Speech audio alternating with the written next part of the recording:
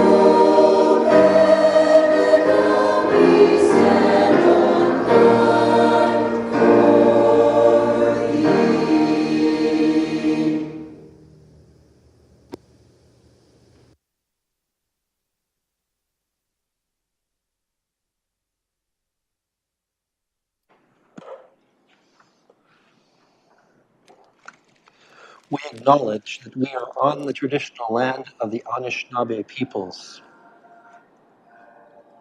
And we have a duplicate of the national anthem. All right, let's try that again. We acknowledge that we are on the traditional land of the Anishinaabe peoples. We wish to recognize the long history of Indigenous peoples in Canada and show our respect to them today. We recognize their stewardship of the land. May we all live with respect on this land and in peace and friendship. Tonight's meeting is being streamed live on the Municipality of North Perth YouTube channel and will be available there after this meeting as an archived video. To those viewing this meeting via the YouTube channel, a warm welcome. To those present in the gallery today, by attending a public meeting of the Council, you are consenting to your image, voice, and comments being recorded. Anyone who is invited to speak will be recorded, and their voice, image, and comments will form part of the live stream. The chair and or the clerk have the discretion and authority at any time to direct the termination or interruption of live streaming. Such direction will only be given in exceptional circumstances when deemed relevant. Circumstances may include instances where the content of debate is considered misleading, defamatory, or potentially inappropriate to be published. Attendees are advised that they may be subject to legal action if their actions result in inappropriate and or unacceptable behavior and or comments. Thank you. At this time, I invite your decorum over the course of the coming meeting. I do have regrets tonight from two councillors, Councillor Blazek and Councillor Johnston. Let us move to item 2.1 of our agenda pertaining to pecuniary interest. For the benefit of those unfamiliar with our council practices, provincial legislation requires councillors with a potential pecuniary or financial interest in any item at the council table to declare this interest and to remove her or himself from discussions and voting on the item. In accordance with recommended protocol at this time, I invite all councillors with a perceived pecuniary interest, including those who have already declared in writing, to verbally advise the chair in public session and to submit documentation to this effect in writing to the clerk. Councillors are further reminded that should a potential conflict arise during the meeting, they may so declare and act at any point in the meeting. I have been advised that Councillor Andreessen wishes to make such a declaration, so welcome, Councillor Andreessen. Good evening, Mayor Caseberg and Council and members of the public. This evening I will be declaring potential pecuniary interest on item 7.2 pertaining to the Listowel Ag Society request for in-kind support and also on item 13.1, the confirmatory bylaw. The reason for this is that my husband is a director of the Listowel Society, and I'm also an ongoing volunteer with the organization. Thank you, Councillor Andreessen. Any other councillors wishing to make a declaration at this hour? I am not seeing any, so we will move forward. All participants are invited to speak when called upon by yours truly, serving as chair. Those participating remotely who wish to speak may draw the attention of the clerk through our conferencing technology's text chat function. Remote participants are asked to generally maintain a mute state in the web conference until their right to the floor has been recognized. If, when I so recognize, I don't hear you because you are muted or are having some technical difficulty, I will advise and send help. Let us now focus on the people's business. I invite those in the chamber to silence and put away their phones, and I invite decorum. Regarding item 2.2 of our agenda tonight, I have a motion before me for the adoption of the agenda as follows, that the agenda for tonight's meeting be approved. Can I call for a mover? Deputy Mayor Kellum, thank you, and Councillor Anstead will be our seconder. Any discussion or debate? Seeing none, let's have that vote.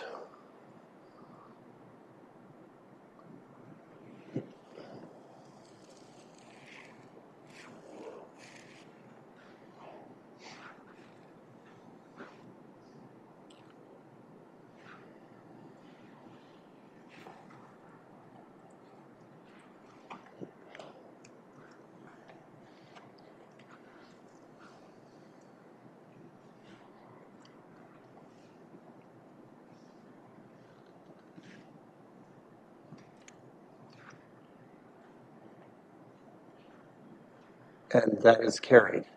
Is it terrible to confess that sometimes I see hamsters running around in a wheel when the votes come up on the screen? Yeah, okay. All right, that is carried. Let's move on to item 3 of our agenda, the so-called consent agenda. Consent items are placed on our agenda because they are believed to be non-contentious, yet they may warrant council's recognition and or action. Grouping them expedites our business. However, any councillor wishing to extract an item from the consent agenda for discussion, debate, and or individual action may do so. Another big consent agenda. We have 33 items tonight, including the minutes of our last regular council meeting. Councillors, anything to extract here or any corrections to the minutes that you'd like to propose?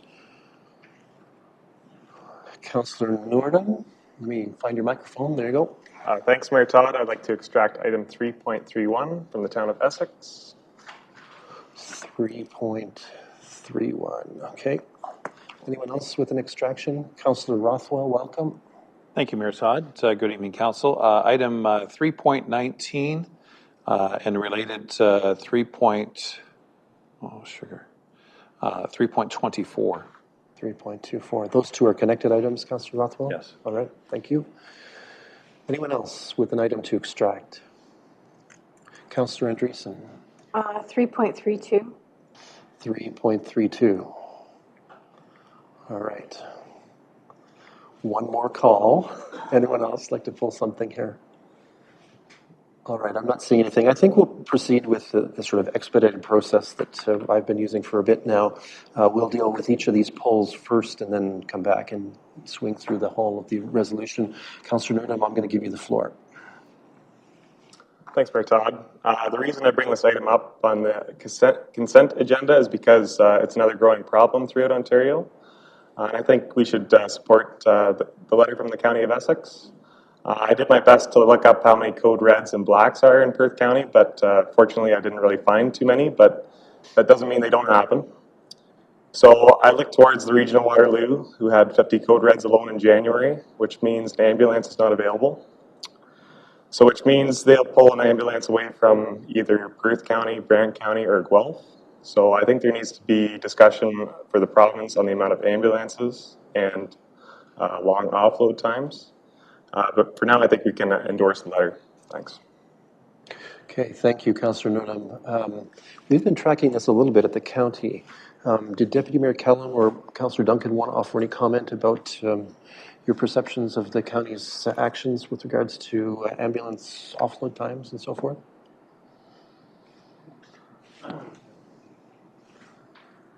Off the top of my head, I don't have the the numbers, but I know that there's been considerable discussion with the paramedic chief and the surrounding regions about our ambulances having to cover theirs because of offload times.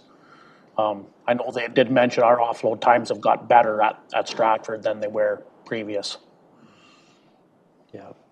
So there is some report information available from the county on local performance, but that doesn't change the request that you've made. So would you like to make a resolution that we support the town of Essex? Okay, so moved by Councillor Noordam. Can I call for a seconder? Councillor Richardson, thank you. All right, that's seconded. Any discussion or debate on extending support to Essex on this matter? All right, seeing none, looking over at the clerk table, we're okay. Let's have a vote.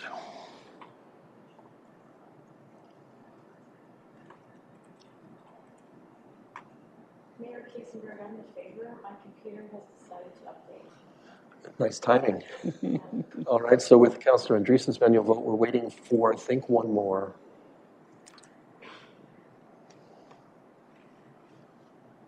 Who are we missing? There we go, and that is carried. Thank you.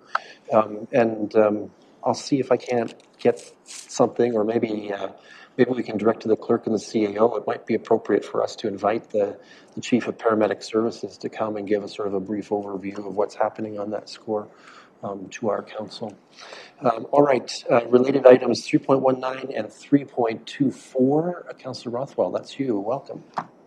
Thank you very much, Mayor Todd and Council. These two items, and I know Councillor Andreessen's raised the other issue, 3.22, which I overlooked, but this is a critical issue in terms of all throughout the province, and it's related to the resolution which North Perth Council passed regarding automated stop arm cameras and the administrative monetary penalty systems, specifically both the stop arm cameras on school buses as well as automated speed enforcement. So again, this specific resolution started in Norfolk County and gone beyond, deals with proposed amendments to the Highway Traffic Act, allowing for municipalities to have automated speed enforcement, not just within areas where we have schools like community safety zones and so on, but elsewise as well. And this speaks to a specific issue regarding the lack of presence of police throughout our traveled areas, especially in rural areas, simply because of costs. Speed enforcement is a critical issue in reducing speeds and increasing safety. So I believe if Council is supportive, we should support these resolutions and request the province to make amendments to the Highway Traffic Act to allow for automated speed enforcement. Thank you. Thank you. I'm going to assume that you're making a motion, moving there. Can I call for a seconder? Councillor Anstad, thank you. Any discussion or debate? I can certainly observe that during the election campaign and knocking on doors, a lot of people were quite concerned about traffic and speeding in residential areas and so forth. So it does seem to follow fairly naturally from our initial efforts, and we continue to pick up steam there, I see. All right. Anyone else have comments? Seeing none, then let's have a vote.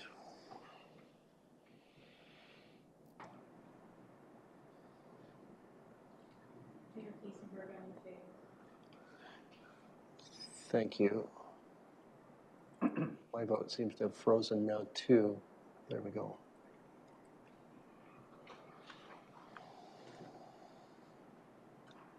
And we're missing one. That's carried with 8-0. Thank you.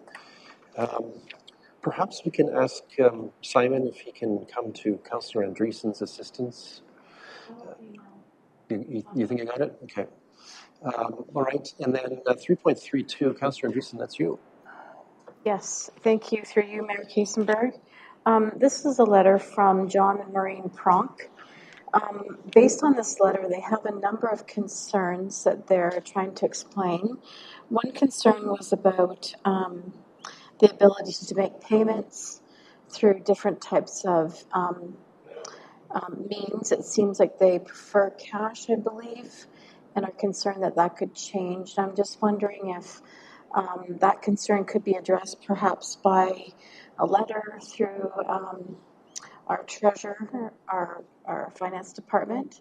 Secondly, in this letter, they have some concerns about how we as a council are managing our budgets, creating our budgets. I'm wondering if they're not quite understanding how we are managing our municipal budget, and perhaps a short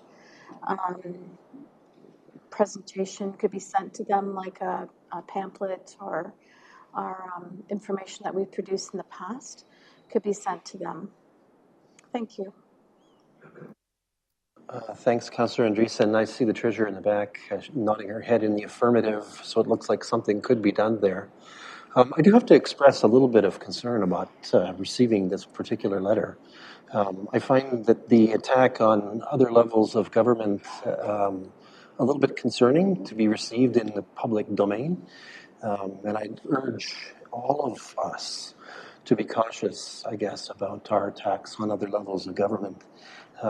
So I just find myself a little bit concerned about the tone at the last paragraph in particular in this matter. All right. So, Councillor Andreessen, is it okay if we take the treasurer's nodding of the head that something will be done here?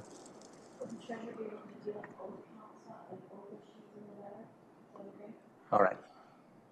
Okay, so I don't think any further resolution or direction is required then. All right, let's look then at the resolution that we have, which of course is in my book, that consent items 3.1 to 3.33 be received for information, and the minutes of the June 19th, 2023 regular council meeting be adopted. Councillor Rothwell, thank you. Councillor Duncan, will you be our seconder on this one? Thank you. Any discussion or debate on this? Let's have that vote.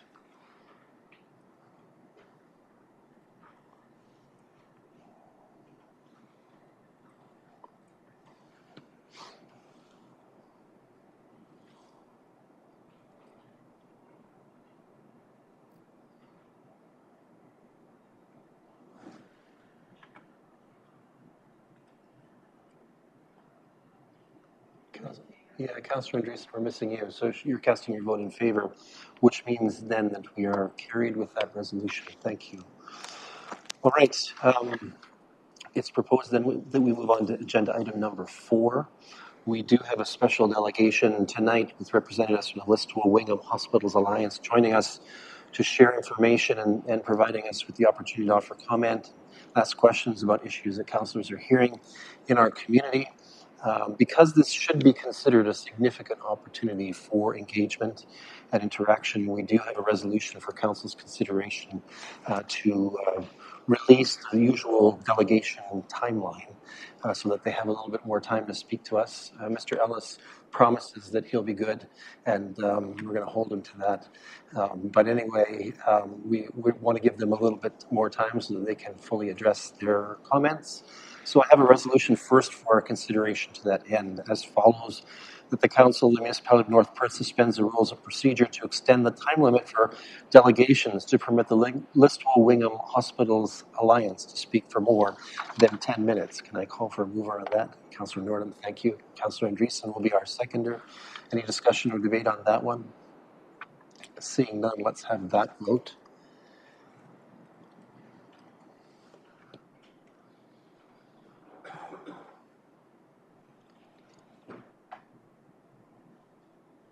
And that is carried. I'm not sure what would have happened if that wasn't carried, just so that you know. But anyway, that is carried. And so on this occasion, I express a warm welcome to Carl Ellis, who's the CEO of the Listowel Wingham Hospitals Alliance, Jan McCaig-Wishar, physician recruiter, and Dr. Suggett, I believe, has joined us as well from the hospital. I'm going to leave their order of presentation to their discretion, so you don't need anything more from me, except at the end when we get to the question and answer point. So welcome, Jan. Thanks to Council for having us here tonight. I did note there was not a time allotment given, so just joking. So I am the physician recruiter at the Listowel Wingham Hospital Alliance. So we're going to start the presentation. I'll give you a bit of an overview of where we are in terms of physician resources today. And then Carl will wrap up with all of the important details after that. So I'm not hitting the, oh, I am. So this first slide talks about where our physician resources are today. You'll note that there's some Wingham information here. We are in an alliance, so you will have some comparison information. Today in Listowel, we have 12 family physicians, 1 clinic. Those physicians care for approximately 18,000 patients. You'll note there that there's a rostered patient number and an attached patient number.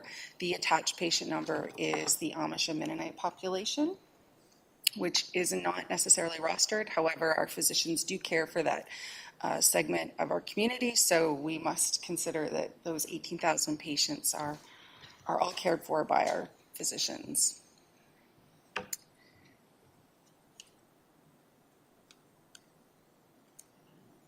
Oh, sorry.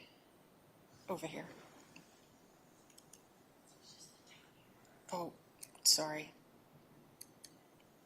So this next slide talks about where we feel our physician resources will be kind of over the next 5 years. This is a guess about where retirements will land within the next 5 years, and most likely less than that.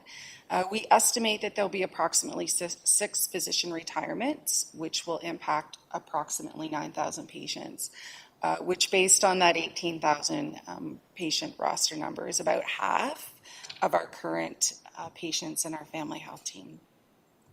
We'll need about 11 or 12 new physicians to replace those retiring 6 doctors. It's important to note here that that is just to maintain the current roster size and does not take into account any of the growth for community members that don't have a family physician locally.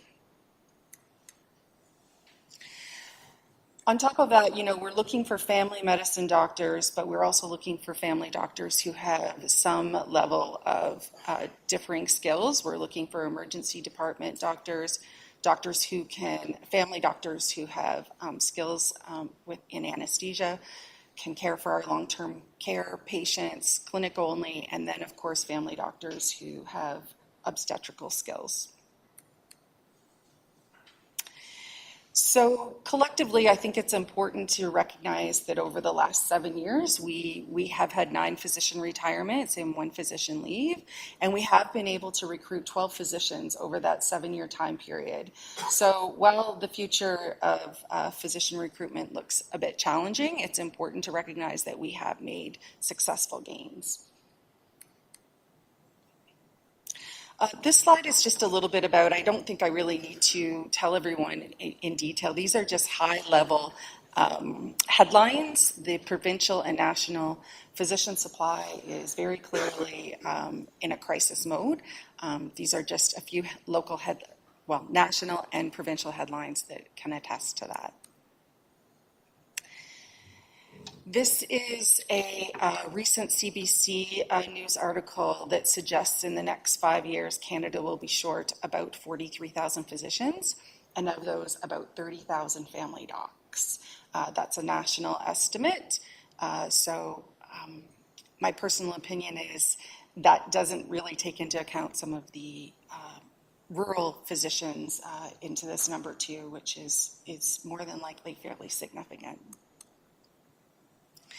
This is Ontario College of Family Physicians did a survey recently of family doctors in Ontario, and you can see here some of the highlighted information. 1,300 family doctors show agree that it's in a full-blown crisis. 40% of their time is spent on administrative tasks, which leads to them having to reduce their clinical hours. 94% of them feel overwhelmed with unnecessary administrative work and a lack of support. And this last number is a bit overwhelming. 65% are preparing to leave the profession or reduce their hours. So what's the plan? What's our plan here locally? How are we going to do this? These are taken from our recruitment committee strategic plan. Obviously, we need to increase the number of family physicians we have. One of the ways that we're going to do that is grow our medical learner program.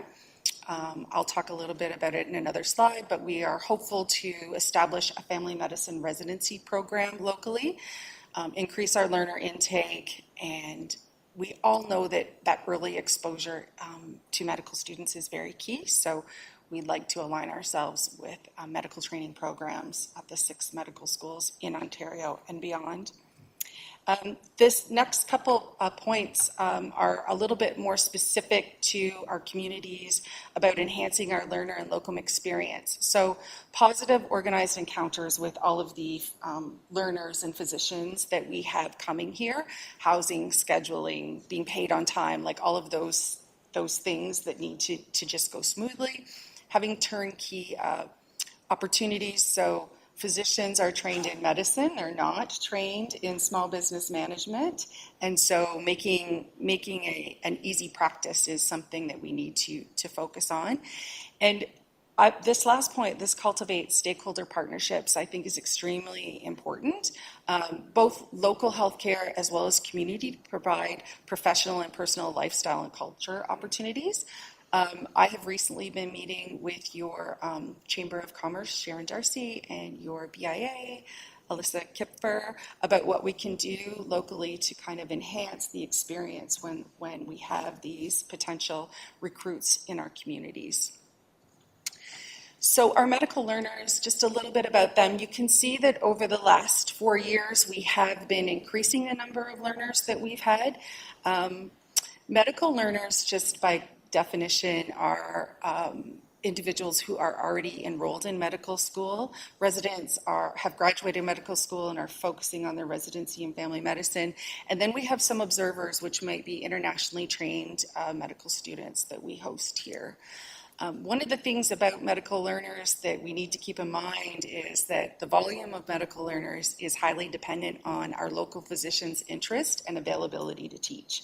So while we can say we want more learners, we also need to be mindful that we're asking our physician group, who's already extremely busy, to take on and teach.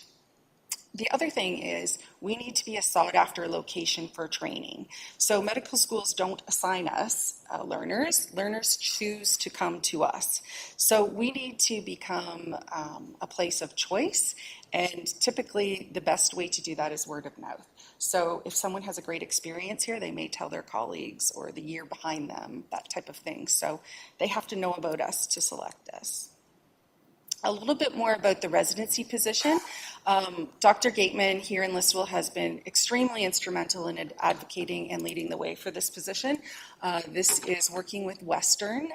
Potentially 2 new family medicine residents will be placed with Listowel Wingham Hospital Alliance each year, so hopefully as many as 4 at a time. They will live and work in our community for up to 2 years. It's a strong potential for recruitment.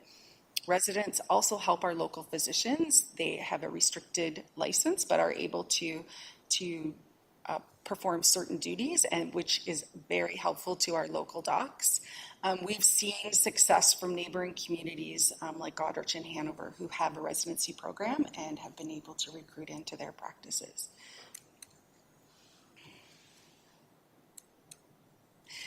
This is a slide that shows over the last 10 years, medical students are not thinking about family medicine as a particular specialty that they want to practice in. So you can see the dip there in the slide.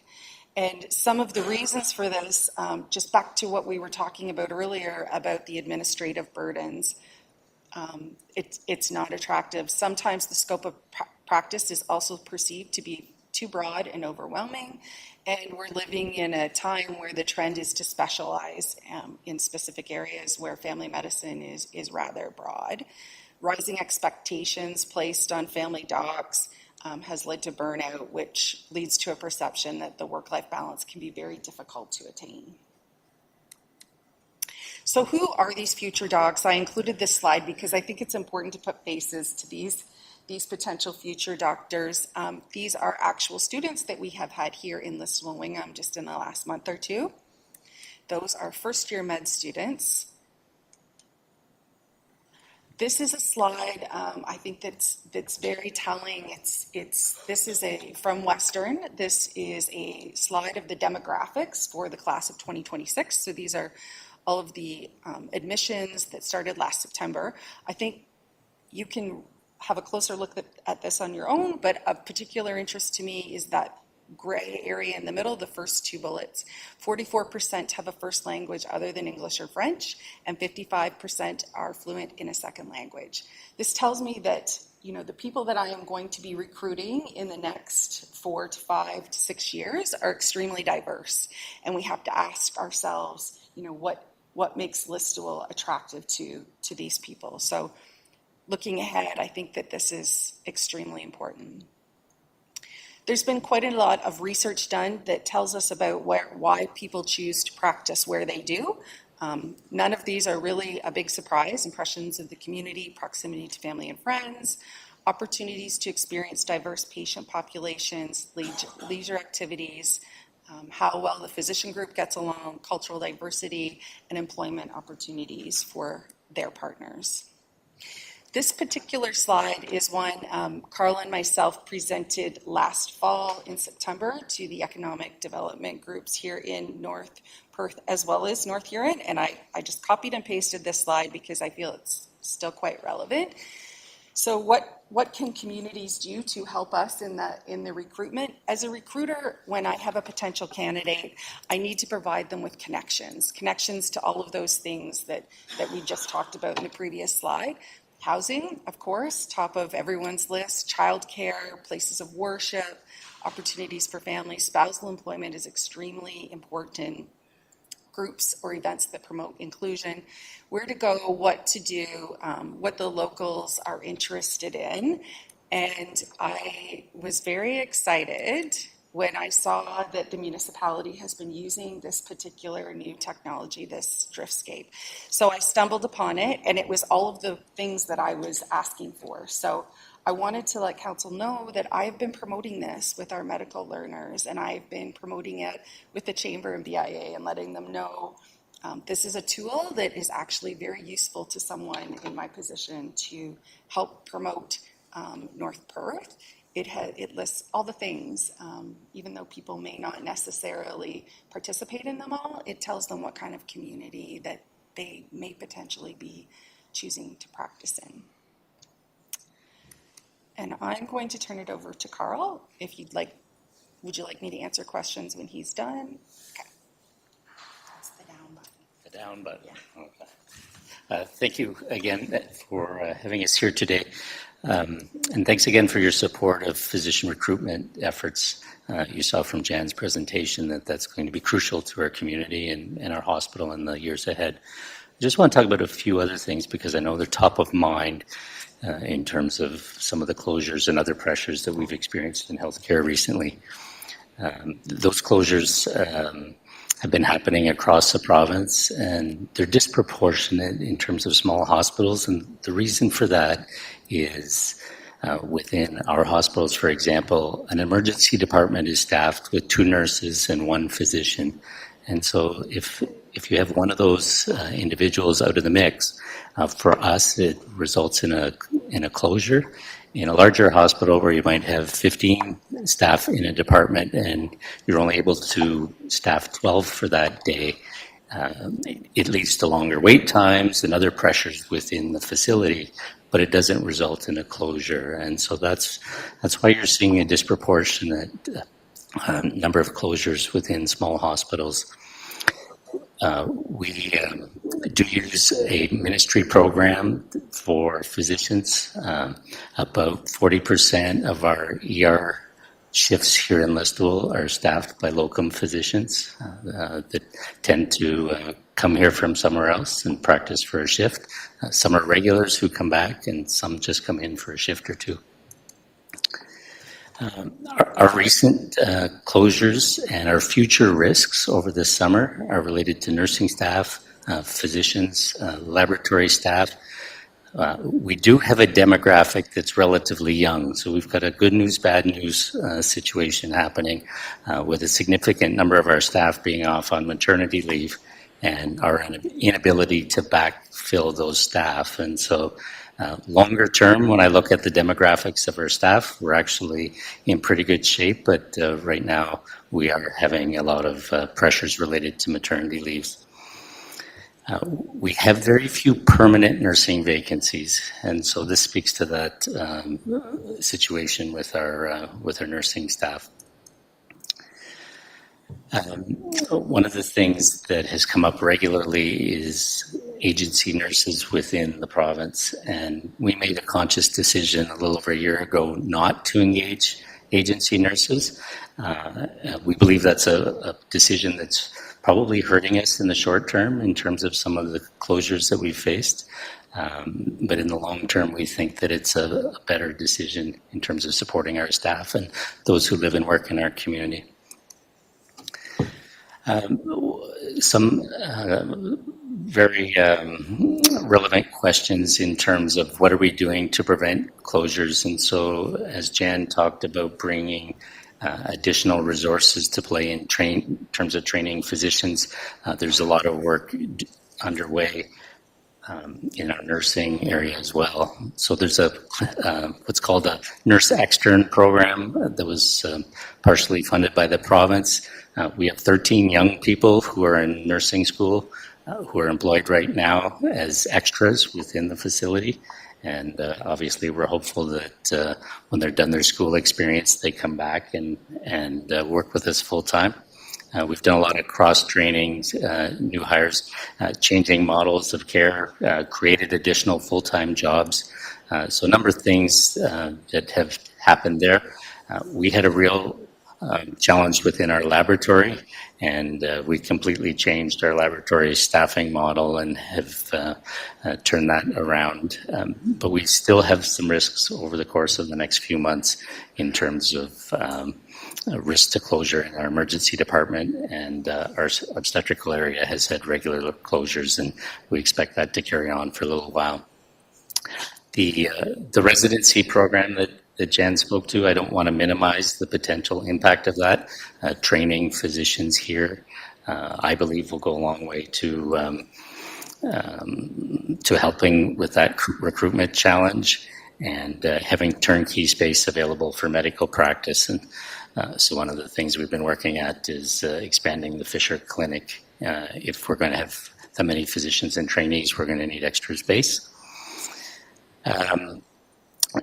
There's obviously lots of provincial pressure, and you may have seen some announcements about different training or additional training spaces for physicians and registered nurses. A physician is 4 years of medical school and 2 years of residency. So anything that's announced today isn't going to make any difference for 6, 7, 8 years. Nursing is a 4-year university degree, plus another year to be comfortable in certain settings. And so I think we have to be mindful of that in an election cycle that results in some announcements about additional training spaces, that the healthcare system isn't going to see the positive impact of those for some time.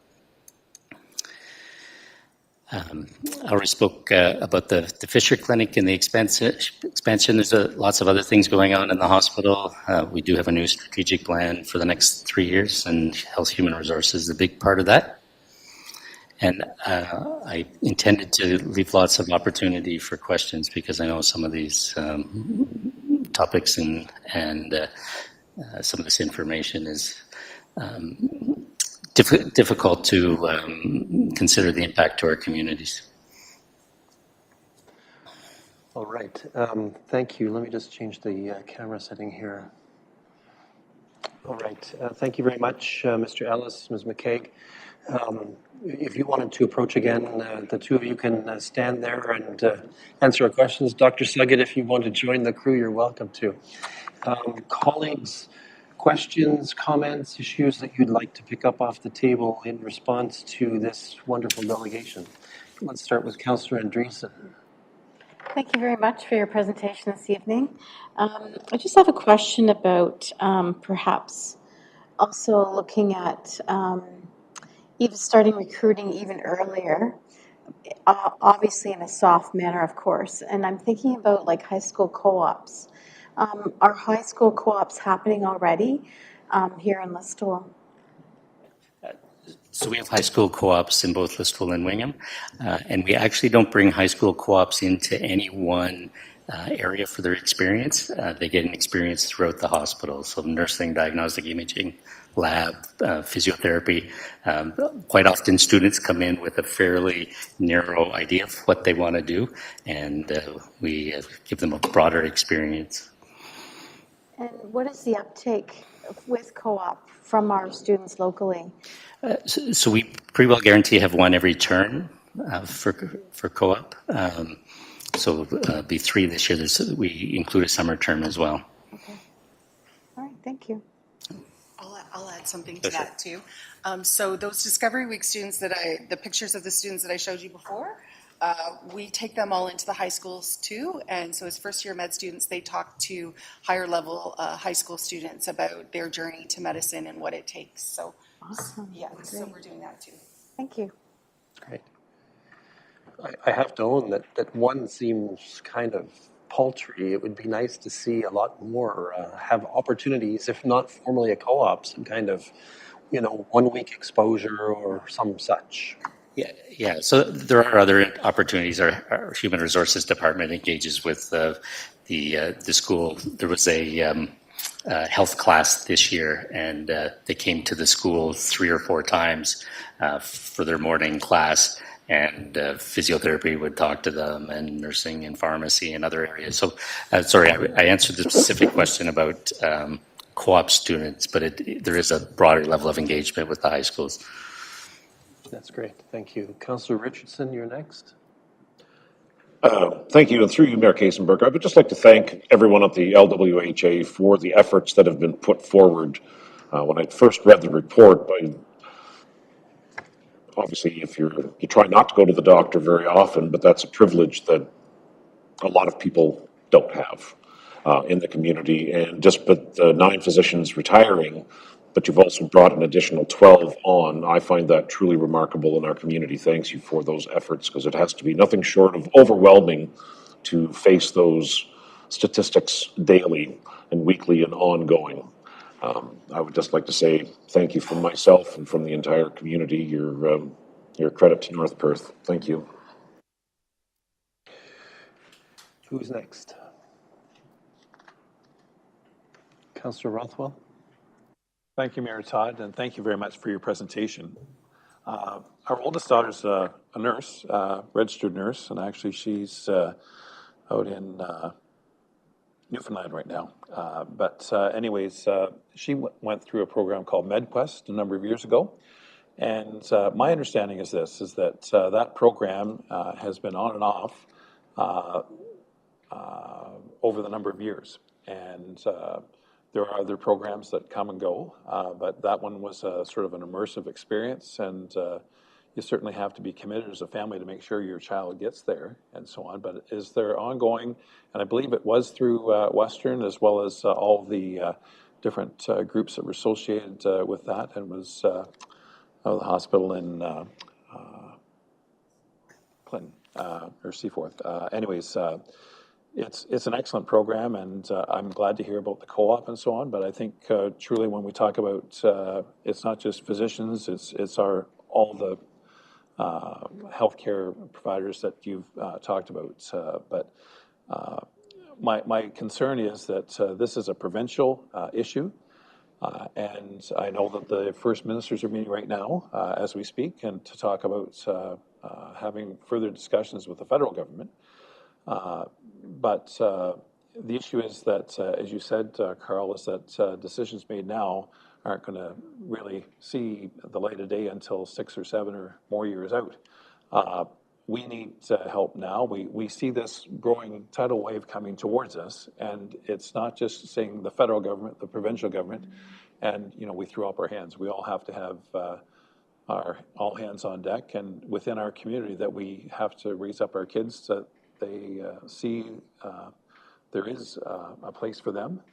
And as Councillor Richardson said, we appreciate your efforts, but we need to have stable processes in place to make sure that programs that are working and do work well continue on, as opposed to these announcements from time to time, which may make political news, but people are counting on this ongoing and not just one-offs. So more comments, but questions just back to the start, like MedQuest and other similar programs. Do you see they're ongoing to help our students and so on get their foot in the door and have that broad experience that we've talked about? Jan has a lot of experience with MedQuest. Do you want to speak to it? I believe, I don't know, it's not been run for quite a number of years. It's probably, yeah, my daughter was about 4 or 5 years ago, I think. So that was a different program. That was the Western Discovery Week program. Different names? I just hit to Alan's point, lots of different names and programs for... It really kind of comes down to funding. The MedQuest funding, I think, was pulled. They did quite an extensive program. They did physician experience. They did all kinds of allied health experience, but it has not been run for quite some time, unfortunately. I couldn't agree more, though. Yeah. I mean, those experiences are what sparks the next generation, for sure. Even if it's stitching pig's feet. We of course, we have assets, or at least we may have assets. We have Set 7, which could be leveraged perhaps for this community into programming such as what you're describing, Councillor Rothwell, and that you've described as well. Depending on how a vote goes tonight, we may also have the Galbraith Camp, which could provide opportunities, and perhaps we need to think about how we can partner with you towards that end, and with the universities and other agencies that might be interested in offering such here in this tool. I keep asking myself that question. I remember when we first met, Carl, and we talked about the challenges of lab technologists and securing them here. I asked that question. Why can't we train them here in North Perth? We have this lab that's emerged at our hospital that is world class. Why couldn't we use it for training, right? So, I mean, there's those kinds of questions, and perhaps, part of the exercise leaving, or that we would leave with you as council is, how can we help? And some of that is clearly going to be advocacy, because as Councillor Rothwell says, healthcare is a provincial mandate, and so we can lend our voice. But there are some other assets that we have that might dovetail nicely with some of the work that you're doing, and perhaps we can explore a little further there. Anyone else with questions or comments, things you're dying to know? Councillor Anstead. Thanks, Mark Hasenberg, through you, and thanks again for bringing this to our attention tonight at Council. Obviously, very important issue, and you guys are doing a lot of great work.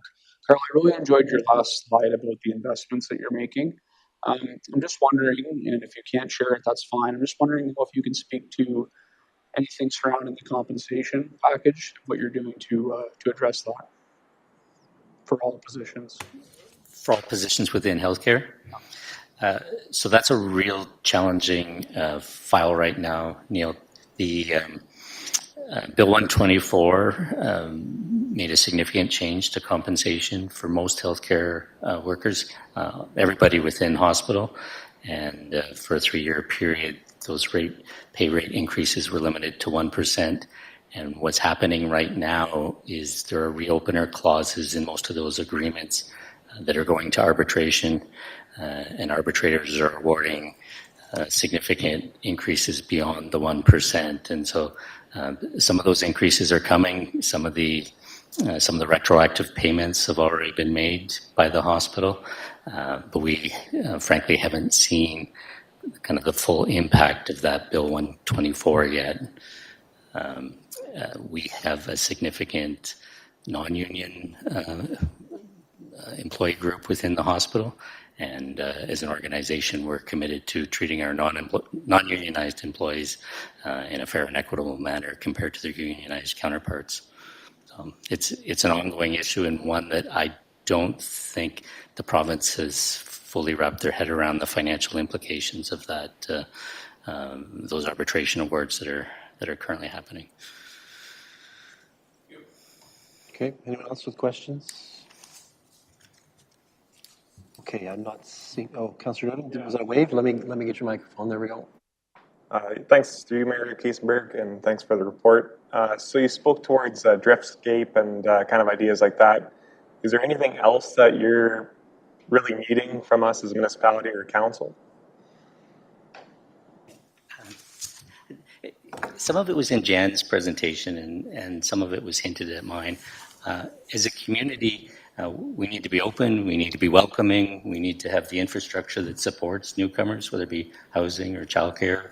Obviously, you have less influence over the number of schools that we have, but that is a big piece of council's role in this, is how do we as a community support newcomers to our community, regardless of what profession they're in. Good question. Cut right to the chase there. That's the approach. All right. Yeah. I think on behalf of council, I can express deep appreciation for you spending some time with us tonight. We're glad for the update. We'll do what we can.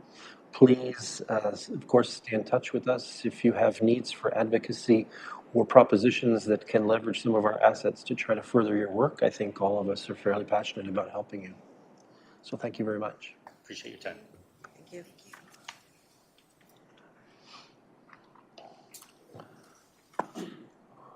All right. Next up, our second delegation tonight is Scott Patterson, the chair of the Listowel Business Improvement Area, who will present to council the BIA's budget and activity proposal for the current year. Mr. Patterson, welcome.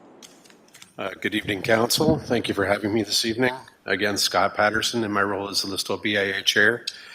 Joined here this evening by Alyssa Kipfer, who's our coordinator. She's trying to hide at the back. I just have a brief presentation for you this evening about the Listowel BIA and what we do. So the Listowel BIA is a mechanism that encourages business people and the municipality to join together in a cooperative effort to revitalize and rejuvenate the area. Currently, our Listowel BIA is made up of 244 assessed properties, and we are led by a board of 8 members, 6 business owners, and we're also joined by Deputy Mayor Kellum and our Treasurer, Fran Hale. Our 4 pillars are public realm investment, area promotion, events, and influencing policy. Some of our projects in 2022, and hopefully you've seen some of these, are Memory Lane. We helped facilitate and contributed financially to the improvements to Memory Lane. We participated in the Downtown Storywalks project, the Deck the Halls project. We held a restaurant contest after COVID. We used the cash dollars through the chamber to support the restaurants reopening. We support community events wherever we can. We ran the decorating contest, both for businesses and local residents. We support business-led events wherever we can, and we supported the summer sale days. And as you're probably aware, one of the biggest parts of our budget is our beautification efforts, both through the holiday season and through the summer months. You can see on the screen the things that we do, the downtown planters, the local holiday decorations, hanging baskets, all of those things are done by the Listowel BIA in conjunction with the municipality.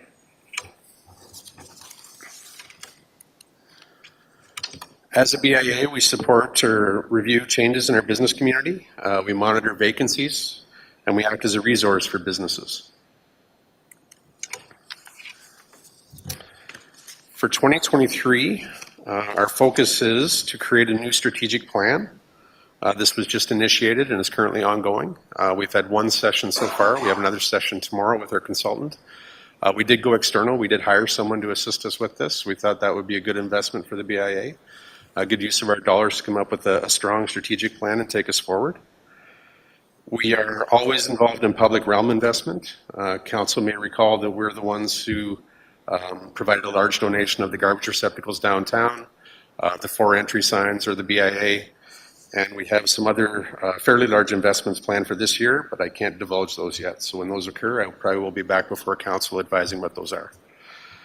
And we do try to enhance existing events. And through our strategic plan, we'll be looking at how we do that, whether the BIA actually coordinates events and hosts them, or whether we just support the local kinsman groups, the Optimists, any of the other groups that try to have events, whether we just support them financially and assist them in any way that we can. So our budget for 2023 does include a levy amount increase, but it keeps the same tax rate. And this budget will go towards the consulting, so the private consultant that I mentioned that we've hired for the strategic plan. It also goes towards materials and supplies. I am constantly surprised by the cost of materials and supplies, like our holiday decorations and the things like that. Just flabbergast me every time I'm told how much those things cost. But a lot of our budget goes towards beautification and those types of items. We do have that internal allocation for beautification, as I noted, and that is in a big partnership with the municipality for those works to occur. And we do put a large amount in reserves for our larger projects. And as noted, we have a couple of projects this year that we're looking at, and hopefully those will occur. So our budget for 2023 is on the screen. It's $124,000. As noted, the budget last year, the actual budget was $119,114. It's broken down through the various items and things that we do, from consulting to contracted services, the materials and supplies, just everything it takes to run and do the BIA. So it is a $124,000 budget for this year. That includes the salary for our coordinator. It does include a contribution to reserves. And again, it does include the outside consultant that we've retained as well. So if there's any questions about what we do or what we can do, I'd be happy to try and answer them. But I think I am looking for a motion this evening from council to support our 2023 budget. Thank you. Thank you, Mr. Patterson. Colleagues, any questions or comments on the presentation? Okay, I'm not seeing any, so we do have a resolution, as Mr. Patterson has alluded to, as follows: that the Council of the Municipality of North Perth approves the 2023 listable BIA budget in the amount of $124,000. Councillor Andreessen as mover, Deputy Mayor Kellum as our seconder. Any discussion or debate? Seeing none, let's have that vote.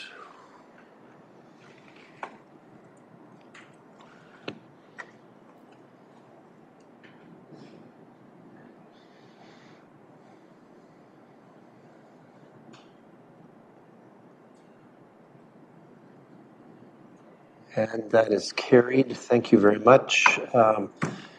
Always great work coming from the BIA. We appreciate what you're doing. We look forward to the surprise announcements that sound like they're looming, and we'll be glad to see you here again at the table for that. All right, let's move to our next delegation. Mr. Patterson puts on a different hat. He is like me. He wears a few, apparently. And he has requested the opportunity to delegate in advance of item 5.8.1, which is a matter related to listable agri-pipe. It's on our agenda a little bit later this evening. Mr. Patterson, welcome back. Thank you, Mayor Todd and Council. A very short presentation this evening. I just wanted to thank Council for the deferral that they granted on June the 19th. That allowed myself and staff to go away and prepare the bylaw that's before you this evening and get it to the point where we're here in full support. I'd like to thank John Bice for the work he's done, the due diligence and effort that he's put into the project. I'm here again to answer any questions if there are any. Mr. Martin is here showing his interest in the project and seeing it go forward. So again, just wanted to thank Council for the deferral, allowing us the opportunity to do a better bylaw and get it right, and to thank John for his work. So if there are any questions, happy to answer them. Okay, thanks. It's funny because probably questions will come up when the item is on the agenda, and perhaps we'll give leave at that point if we need your support. But any questions immediately for Mr. Patterson on this matter? Okay, thanks for coming. You had to be here for BIA anyway, so I guess we had you captive. All right, let's move on then. Per our agenda, we have planned to hold a public meeting to address a zoning bylaw matter, and to that end, we should adjourn from our regular council meeting. I have a resolution for that purpose as follows. The Council of the Municipality of North Perth adjourns at 8 p.m. on the nose. For the purpose of a public meeting under the Planning Act concerning the following application for zoning bylaw amendment number ZBA 09-2023 by Glenn and Irma Hartung. Can I call for a mover? Councillor Richardson, thank you. Councillor Anstett will be our seconder. Any discussion or debate? Seeing none, let's have that vote.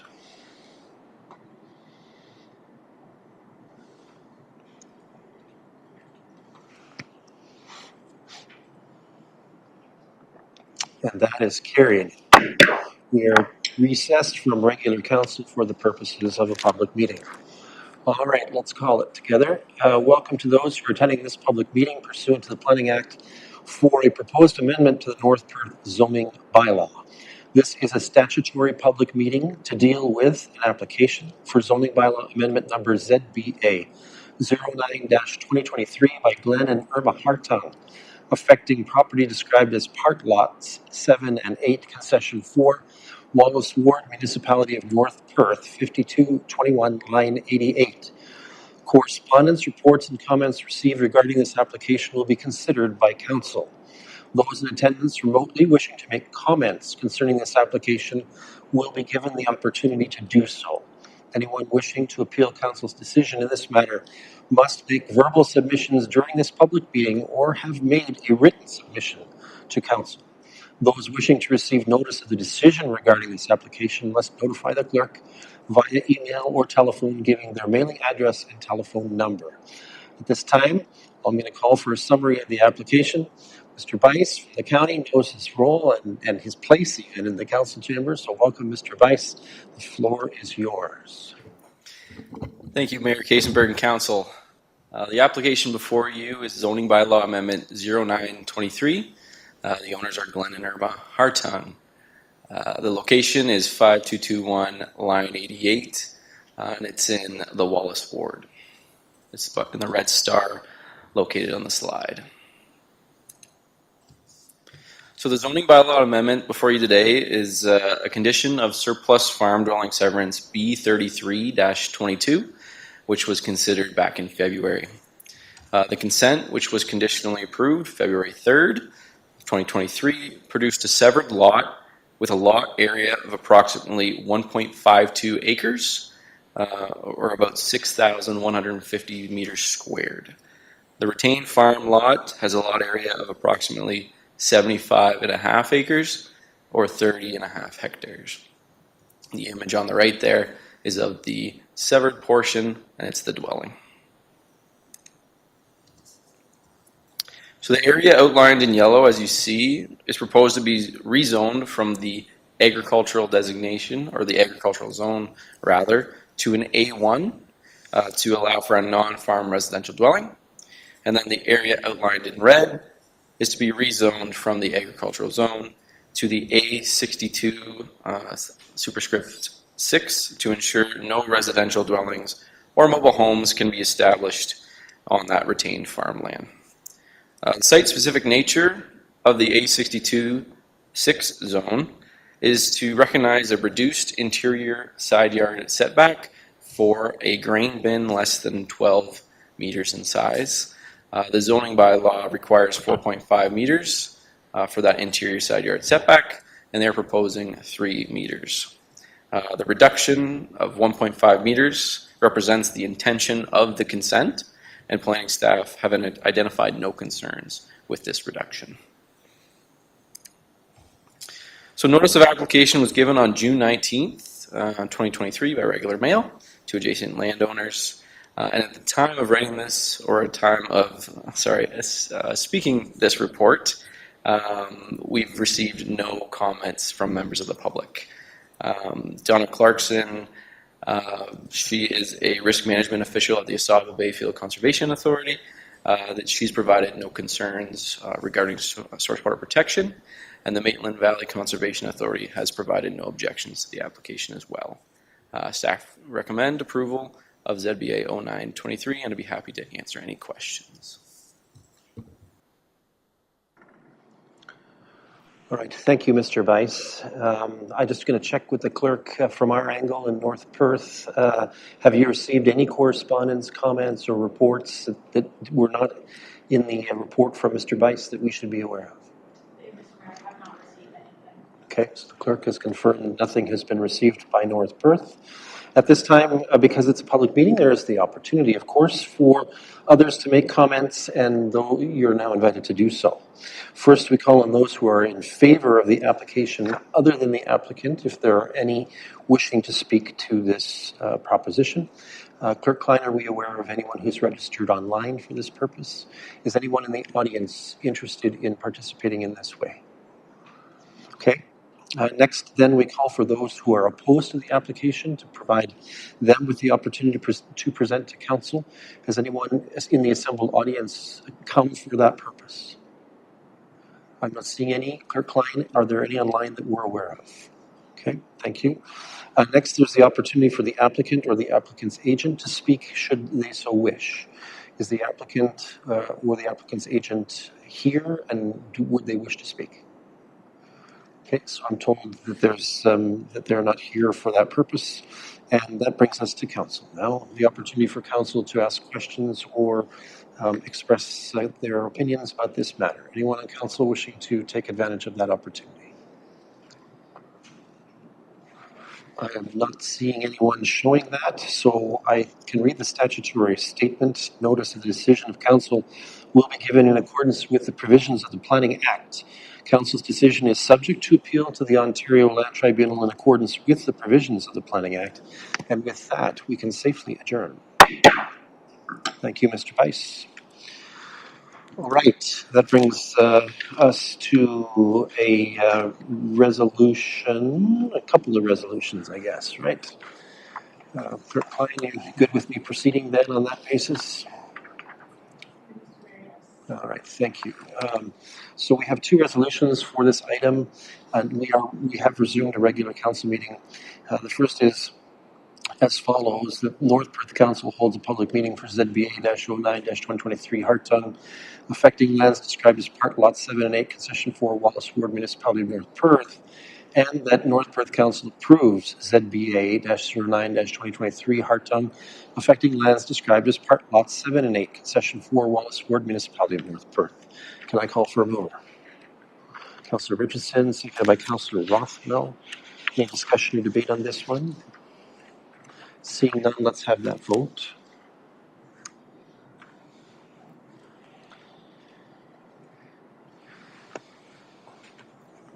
And that is carried.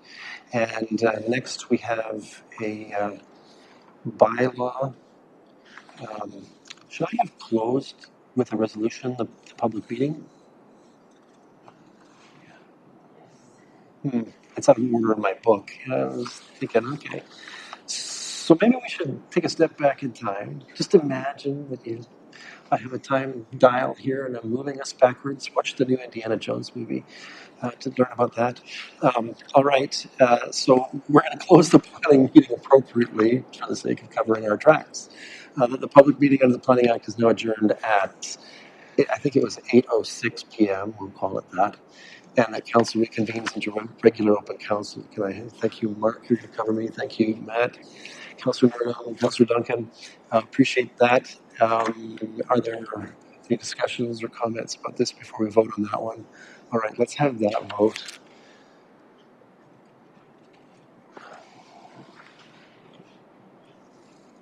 And that is carried. All right, so we are back in regular council again. Goodness, cart before the horse. Let's do the bylaw then. We have the bylaw as follows: a bylaw number 73-2023 being a bylaw to amend bylaw number 6-ZB-1999 as amended, be introduced, read, and considered right of first, second, and third time, and be finally passed. Let the said bylaw be signed by the mayor and the clerk and sealed with the seal of the corporation. Can I call for a mover on this one? Councillor Andreessen, thank you. And Councillor Duncan will be our second. Any discussion or debate on this one? Seeing none, let's have that vote.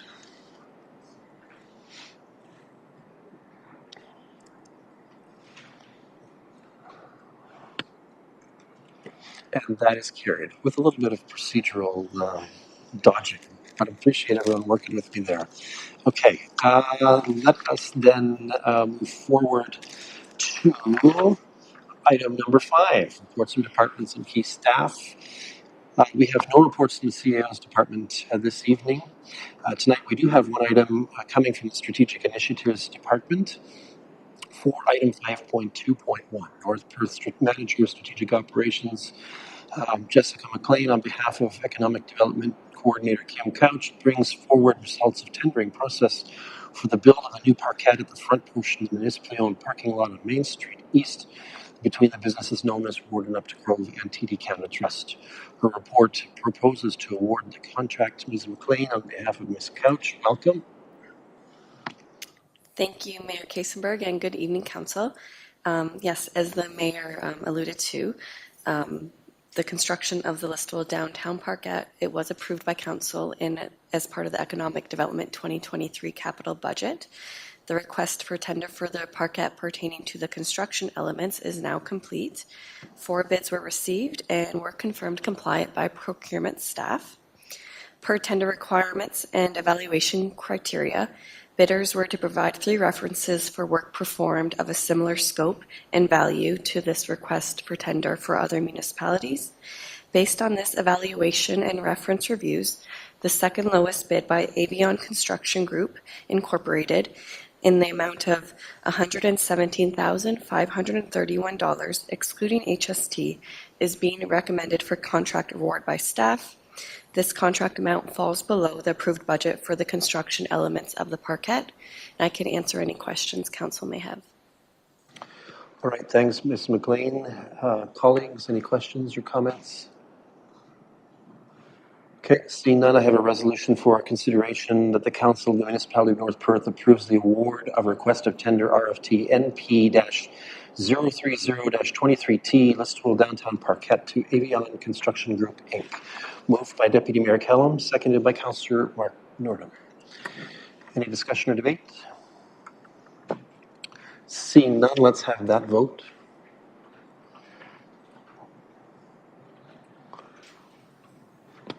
And that is carried. Thank you, Ms. McLean. Thank you, Council. Next up, we have 3 items from the Corporate Services Department. Item 5.3.1 brings forward a report with a couple of other reports. The first report coming from our clerk pertaining to council composition and ward boundary review project. I'm going to invite North Perth Clerk Lindsay Klein to give an overview and sort of a sense of who is going to talk from here on in, because she's brought some of her consulting team with her, and I'll give her discretion to call them at her leisure. Ms. Klein, let's start with you. Thank you, Mayor Kasenberg. Through you to members of council. Just a brief introduction. I'm happy to be here tonight to introduce the results from phase 1 of our council composition and ward boundary review. As a quick refresher, this project was initiated in 2021 when council passed a resolution to retain Watson & Associates Inc. to lead North Perth through this important project. The report and recommendations in front of council tonight are the culmination of work led by our expert consultant team over the past couple of months with input from members of our community through various forms of public consultation. Tonight we have Jack Amendolia here from Watson & Associates Inc., as well as Dr. Robert Williams, who will be presenting their findings from phase 1 of the project, and they'll provide some more detail on the direction we're seeking tonight from council to move ahead with phase 2. So at this point, I will pass it over to Jack and Bob.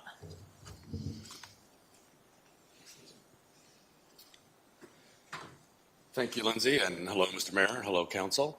As was mentioned, tonight we're going to give you an update as to where we are as regards to phase 1 of this study. We know that council has had an opportunity to look at the report as well as the presentation as well as the clerk's report, so we'll try to be brief tonight and focus on a few main areas. I'm going to start out. There we go. Oops. There we go.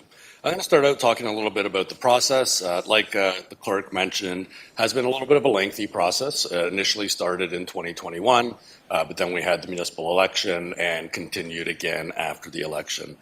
The process itself has been multifaceted. We've had various ways to engage and do research. We've had consultations with this council, interviews with all council members as well as the mayor. We have constant meetings with staff. We've had engagement sessions with the public. We've had various methods to engage online, and we'll go through a few of those, ultimately concluding with the report that council received with some recommendations with regard to phase one. Ultimately, in phase one, and this is a two-phase process, the first phase being some of the discussions we'll have tonight, the second phase with council's direction being the ward boundary review. In this first phase, there were a few main questions that we were trying to answer on behalf of council and on behalf of your community. Ultimately, one of the main questions that we were trying to answer for council was, what is the right size of council? What is the optimal size? And we won't go into all the legislation, we've done that before, but there's some legislation that helps guide us through this process, but the legislation is vague and somewhat limited. So in order to find out, when we asked that first question, in order to find out what is the optimal size of council, we decided that there were some other questions that we had to answer that were going to impact that ultimate question. How should the seats be distributed? We know that there's a mayor. We know that there's no option in how the mayor is elected, but we have a deputy mayor, we have a county councillor. We know that there are some options that Bob will go into in terms of how those offices could be elected. We also have a question about how should the councillors actually be elected. Right now, you're elected in wards. The option is to be elected at large as well, so we will have some recommendations on that as well. The fourth question is, what is the appropriate ward magnitude? And when we talk about ward magnitude, with the number of, right now there are asymmetrical wards, meaning there are different councillors representing certain wards. So we ask the question, does that system still work, or should we look at alternative methods, maybe something more symmetrical in design? And ultimately, by answering those questions, and we'll look at this in a couple of minutes, we get to a question as well that says, what is the optimal number of wards? Should council make certain decisions on these other questions, and should council decide to continue with the ward-based approach? Bob's going to get into, like I said, what we heard and what some of the questions we asked, some of the answers we think are appropriate, and ultimately some recommendations to council. Before he does, I just quickly want to touch on some of the engagement that we did with your community. So like I mentioned, there were various things that we did. We did have some open house engagement sessions in person, unfortunately not super well attended. But that is why we do other things as well, knowing that we don't want to limit engagement to having, to come to a particular place on a particular time. We try to use all the technology and avenues available to us. So we have an engagement platform, an engagement page that has different materials. It had a survey that was put out to the public. We have a dedicated, like I said, ward boundary page with different reports, different quizzes, different discussion papers that the public could go to. So all in all, like I said, while the engagement sessions in person weren't well attended, you can look at the screen right now. We had about 113 unique visits to the engagement page. We had almost 60 people what we call contribute in an informed way, which means they go to the engagement page and they've done a survey or read a report or done something besides just click on and visit the page. They've actually engaged with the page. With regard to the survey, we had 23 responses to the survey so far, and the open house and engagement sessions we spoke about were recorded as well, and we have 31 views of those videos. So again, some pretty, in terms of, numbers that we look at for this topic, we feel that that's pretty decent engagement to date. And we always find that the engagement gets better once you start talking about the actual wards, and once people see, possible lines changed or wards changed or some change in the structure, engagement usually gets a little bit better. So just quickly, a couple of the responses. When we look at who answered or who is engaging with us so far, a couple of things to note. So far, about 50-50 split between Listowel and Alma, with some responses out of Wallace as well. Right now, in terms of some of the questions we talked about, and like I said, Bob will get into this in more detail, but one of the bigger questions we asked was the office of deputy mayor and how that's currently elected. Vast majority, very overwhelming responses to the survey said status quo, agree with the way the deputy mayor is currently elected.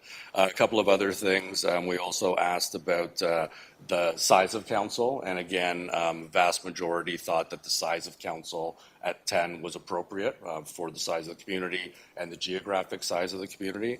And we also asked about whether the public felt the current system represented them. A little over 60% felt that the system represented them. And we kind of, delve into that a little bit and feel that, again, when we talk about wards versus at large, there's still a preference for the current system being wards. But we also heard that, there might be some opportunity for some change, and that's what we'll get into tonight. So I'm going to pass things over to Bob, and he'll get into some of those phase one considerations. Thanks for your attention thus far. Thank you. Good evening again. We've been here before. What I wanted to just talk about now is how we, in a sense, took this process apart. We know there's a composition of council that was set back at the restructuring period, 10 members. There was a little bit of tinkering with that early on, but there are distinct parts. As it happens, each part could be modified. They don't have to, but they could. So as I was looking at this, I thought it would be helpful to at least think about, is there another way to do it? And if you've read through the phase one report, the very end is relevant. It's perhaps time for a tune-up. You've had it in place for a long time. Maybe we just need to think about adjusting a few parts, maybe not everything, but let's isolate the things that could be adjusted. So as we say, the office of mayor is mandatory and must be elected at large. Your deputy mayor, currently elected at large. There seems, as Jack said, very little concern about that arrangement. And it is the practice used in many other municipalities. Not every one, but it is used widely. And so perhaps in that part, like the mayor, it doesn't need to change. Again, that's going to be your call. If you want to leave it like that, there's a strong case to be made for doing that. When I turn to the next part of the structure, and this has nothing to do with incumbents or the history of the office, it was interesting how there were some choices that could be made there. Currently, the county councillor is elected from among the council. So that's perhaps a plausible approach to use, and it's used in some other jurisdictions as well. But when I started to look at how that compares to the other two county offices, for example, a number of things became evident as we've tried to put out here in the report and on the slide. It's a role that involves two kinds of responsibilities. And it's not that the mayor and deputy mayor don't have local responsibilities, but the county councillor has a responsibility to one specific part of the municipality when he or she is wearing one hat and the whole municipality wearing the other hat. And so that struck me as something that may not be a way to go forward, and it could be changed. So the person is also directly elected to play one job, indirectly elected to play the other. So it was really a case of saying, this is an odd kind of arrangement. Maybe you're happy with it, and your sense is that it does work, but this may be the chance to say, perhaps we could think about doing that a different way, and obviously the option is there under Section 217 of the Municipal Act. That could also be a municipally wide elected office. That's not very common, but it has some plausibility, and we tried to spell that out in the report, why making the three county offices, in a sense, identical in terms of how that person is chosen. So that was the second part. The third, of course, is the use of wards and what we call the ward magnitudes. All of the municipalities in the county of Perth at the reorganization were created with with wards, and so you're working with that model, and so I think our sense is that it was created for a reason, and it's probably still a valid reason. There are very clear distinctions between different parts of the municipality that a ward allows you to reflect. When it's an at-large system, that's a little harder to do. The other dilemma, if you will, is that the current wards are what we call asymmetrical. They don't elect the same number of people, and the reasons for that came about in that restructuring. The three municipalities were not of the same size. Thank you.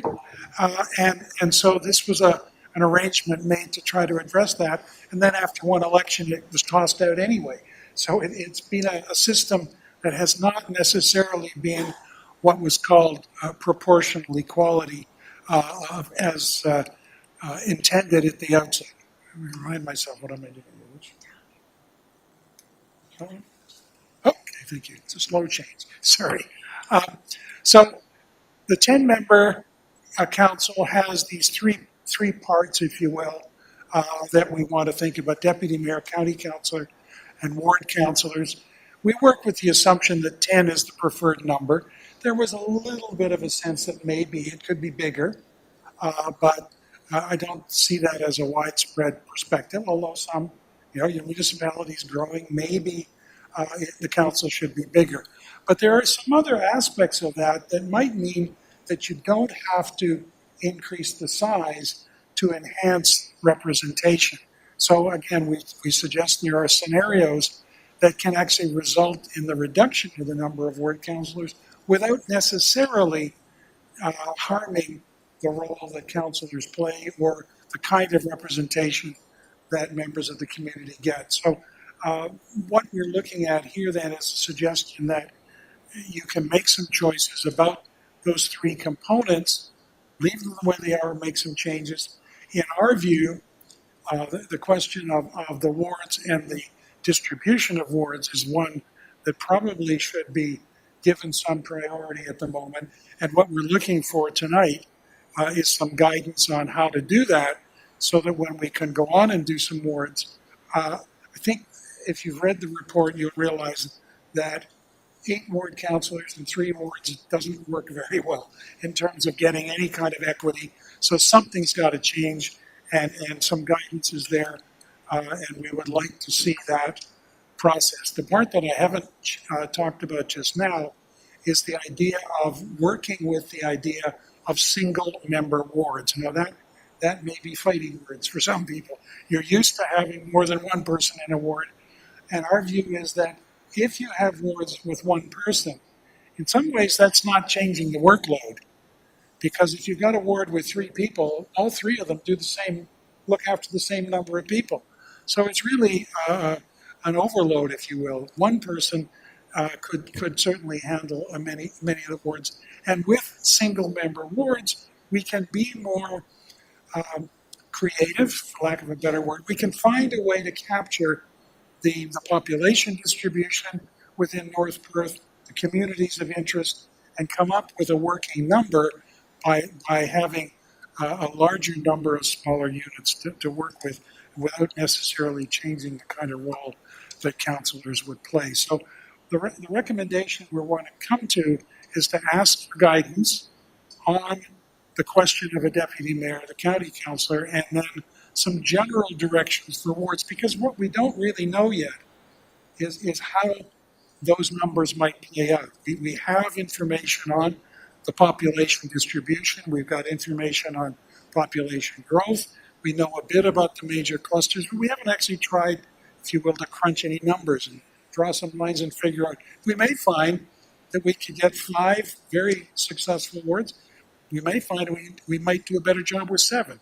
We don't really know that, which is one of the reasons why the recommendation is to give us a bit of flexibility and, if you will, adaptability to your circumstances that we will come back with in November. So I'm losing the script here.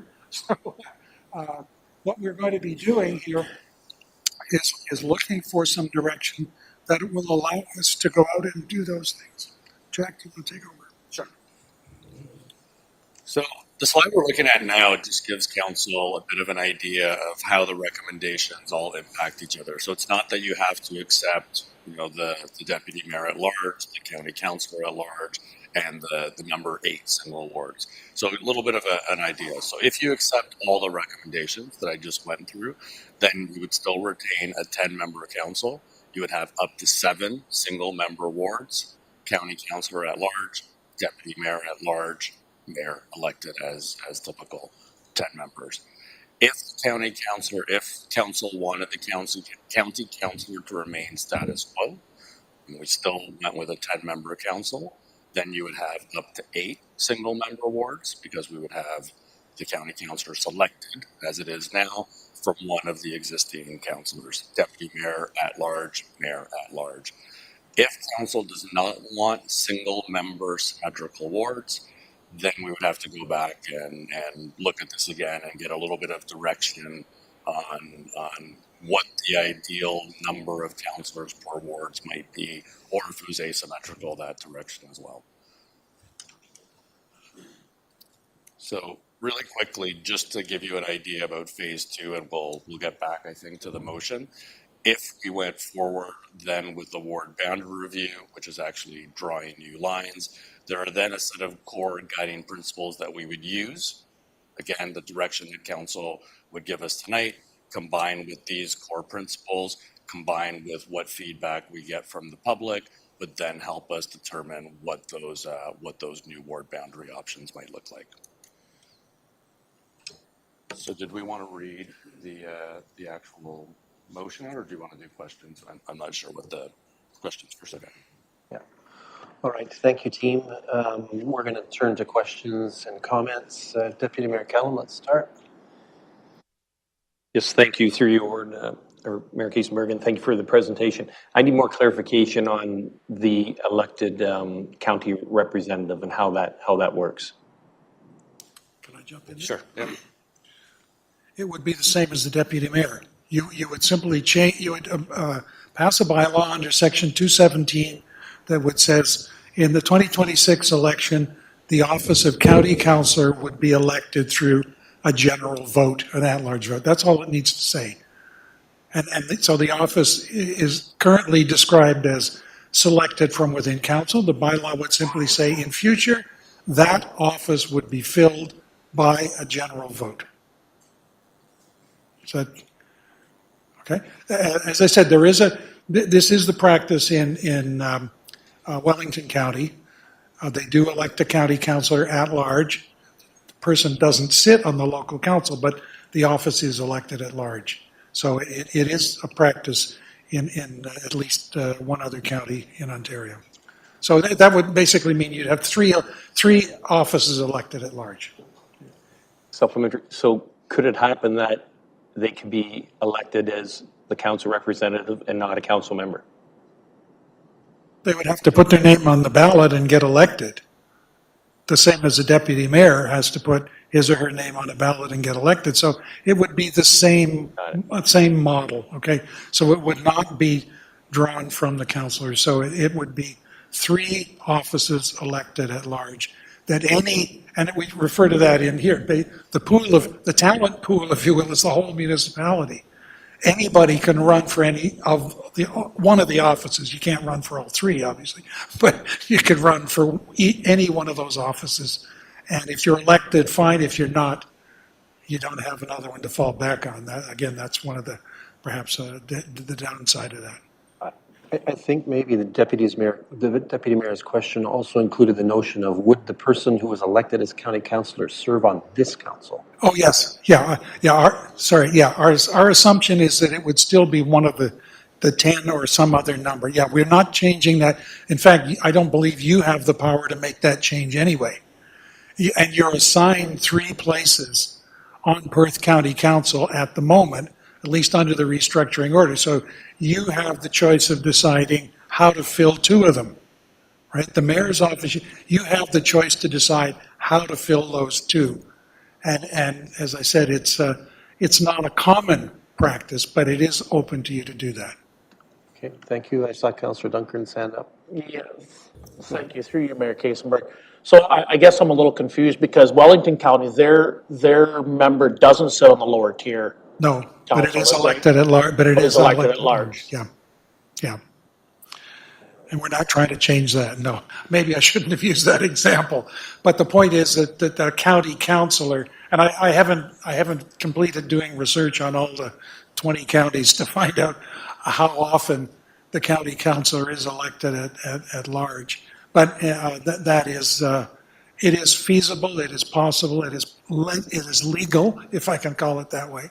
It's back to the question of what your dynamic of your community is and your role at county council. And I mean, you've lived it, and I suspect there have been other colleagues who've both been a ward councillor with that level of engagement, plus the other role. And we're simply saying, given that the other two don't have to play that mix, maybe the municipality is better served by having councillors who are looking at the big picture, rather than one who may successfully blend them together.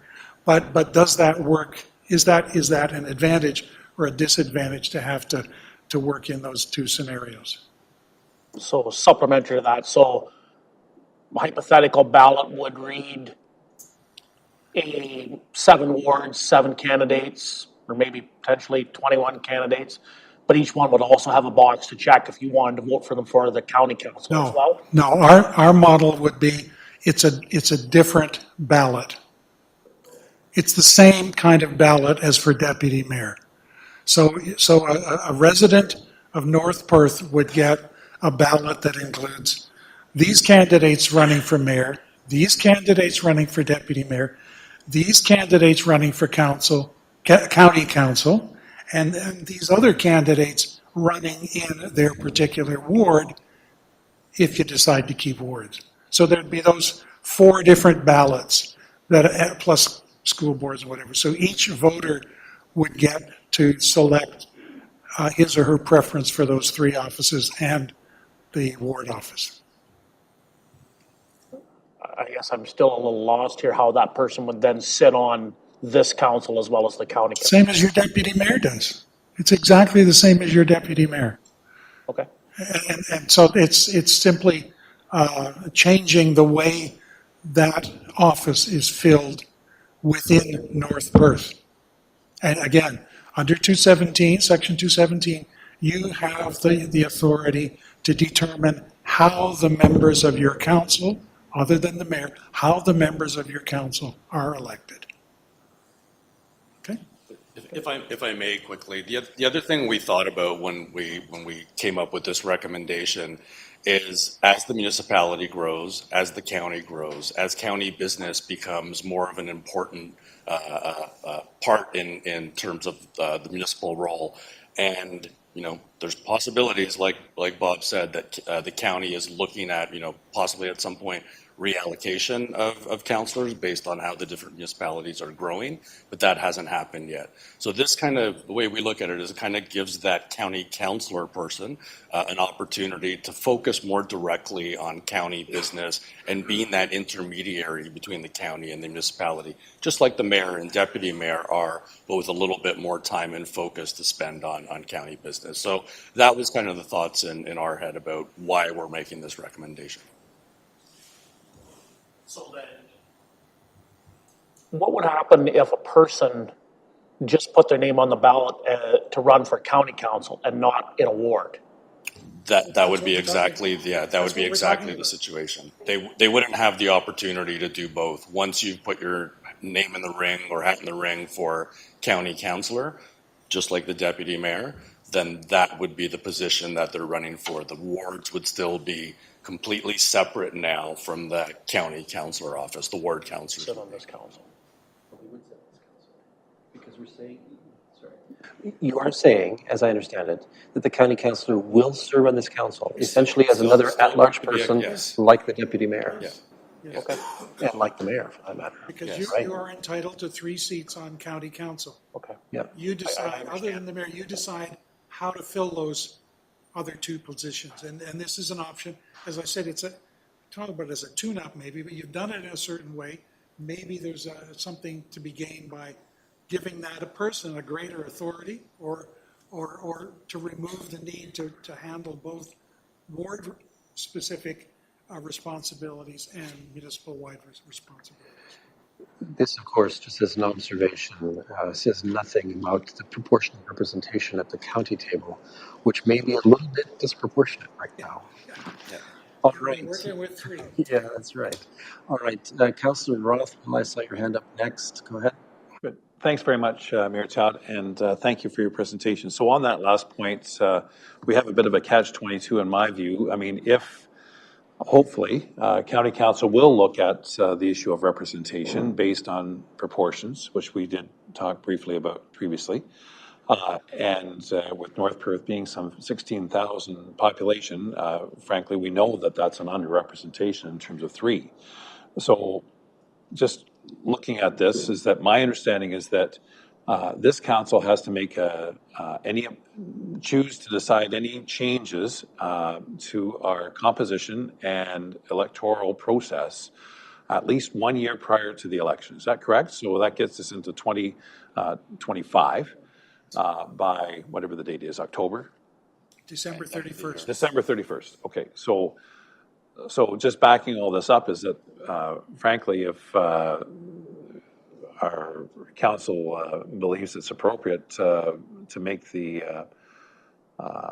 request through to county council and have that conversation sooner rather than later, then if in fact the redistribution would mean that North Perth, on the basis of county council staying at 10, North Perth's at least on the 4 basis, that clearly changes what our representation is here. And if it's agreed that then we'd have 2 county councillors elected at large, and so time is ticking, I think, is the critical issue here, is what I'm saying. And we need to know that. And I think, to be fair to all residents of North Perth, we should ensure that North Perth has the representation that it deserves based on population at the county level. So if we can't get that, then clearly we're on still on the basis of 3. But I think it's a bigger issue in terms of, not just at this table, but it's county council that has to make that decision, correct? And our view would be that it's better to, if you will, deal with the issue now rather than kicking it down the road and say, well, let's see what happens if whatever.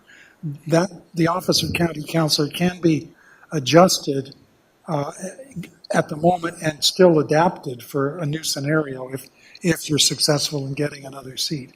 Mm-hmm. But I would not hold off making any changes in the hopes that such and such might happen. We know that's not a guarantee. There, to my knowledge, and I'll turn to my colleagues on county council who are at this table, there has been no discussion about changing the representation quality or quantity at the county table. So, I mean, to some degree, yes, I think some of us here at this table have expressed concern. I'm catching a whiff of it from Councillor Rothwell. I certainly am concerned. But it has not been raised at the county table. And I'm not even sure what we do about that at this point. Perhaps we need some advice from staff about how we would even begin to stimulate that kind of discussion. Or maybe we can have an offline conversation about that. I don't know.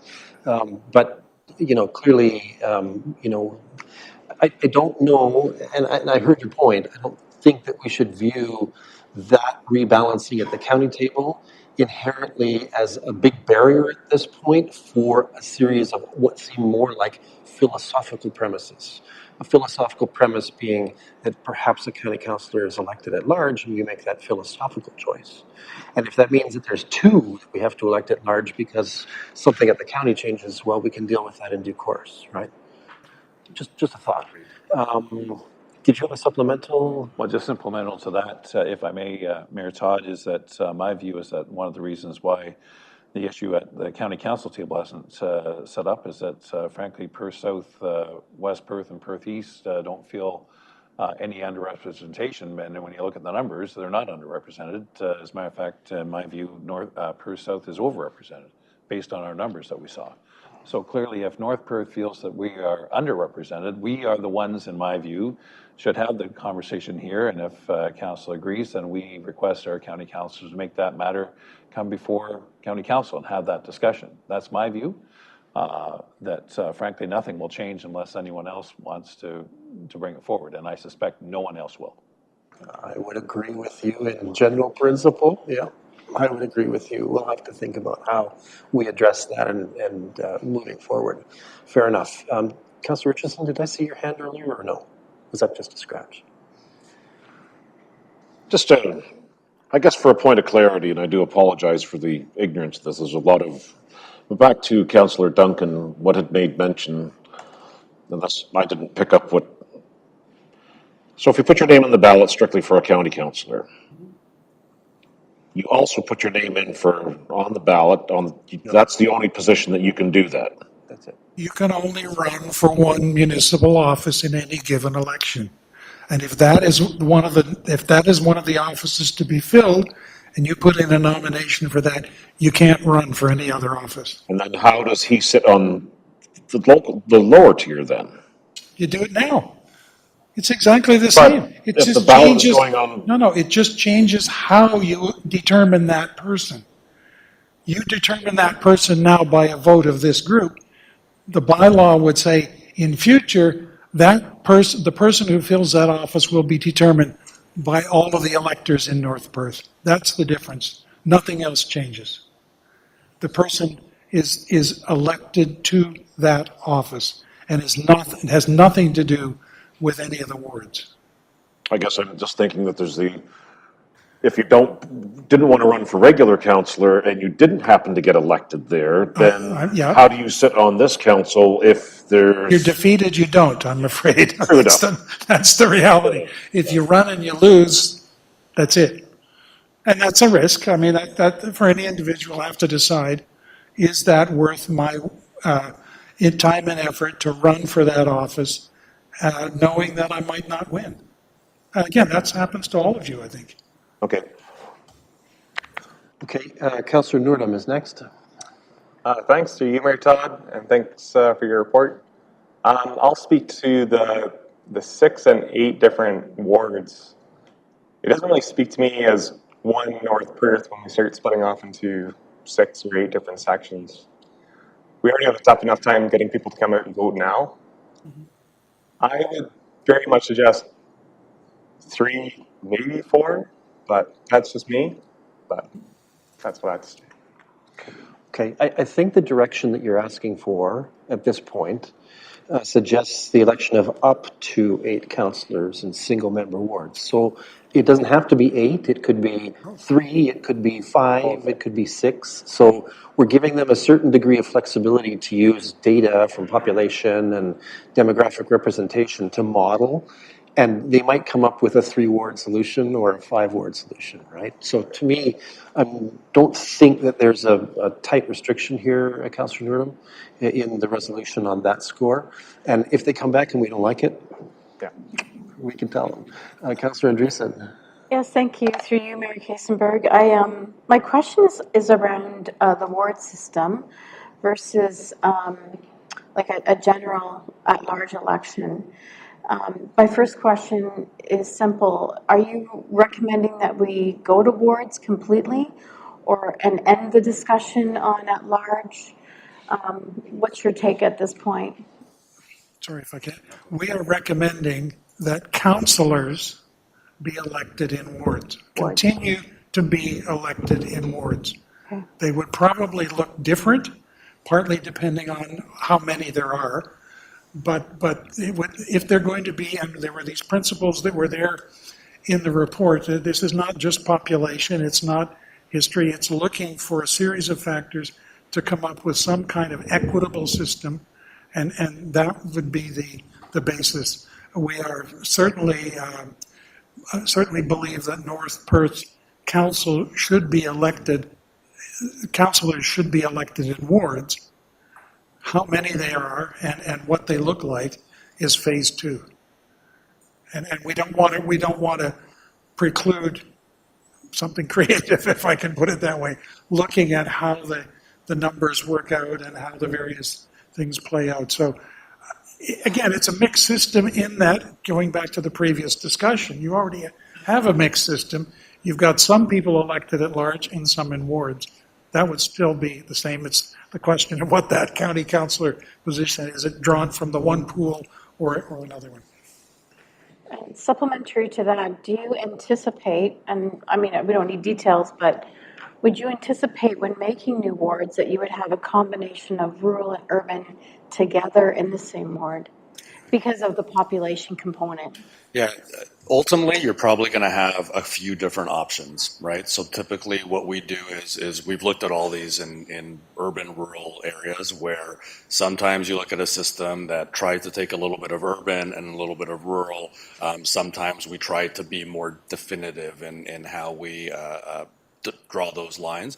So in all likelihood, council's going to have options that look at, those types of wards. You might have options that look at strip wards. You might have options that focus, really heavily on representation by population and just the numbers. You may have options that really focus on communities of interest. So we're going to give council and the public, for that matter, a lot of different scenarios to consider. Each are going to have pros and cons to them. Each are going to have, different issues and different considerations. And ultimately, we'll try to summarize those for this council to make a decision. Okay. I think the only councillor we haven't heard from is Councillor Anstead. If he wants to weigh in, you're welcome to, but I'd like to sort of wrap this up if I can. Go ahead. Yeah, I'll just be blunt. Thank you, Mayor Kasenberg, through you. And Dr. Williams, you'd mentioned very early on in this process that you've done a few different reviews. And I'm just wondering if you can speak to the number of changes that have happened over the last, let's say, 4 years in terms of other municipalities in Ontario, and what scenarios they went to, just if you could be brief. Thank you. Okay.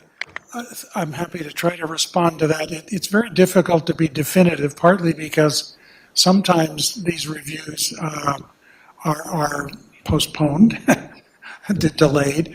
I would say that, and I can't give you a definitive number as to how many have happened over the last cycle. I think in our particular case, we did at least 15 of them. I think. I've lost track. We've done a lot of them.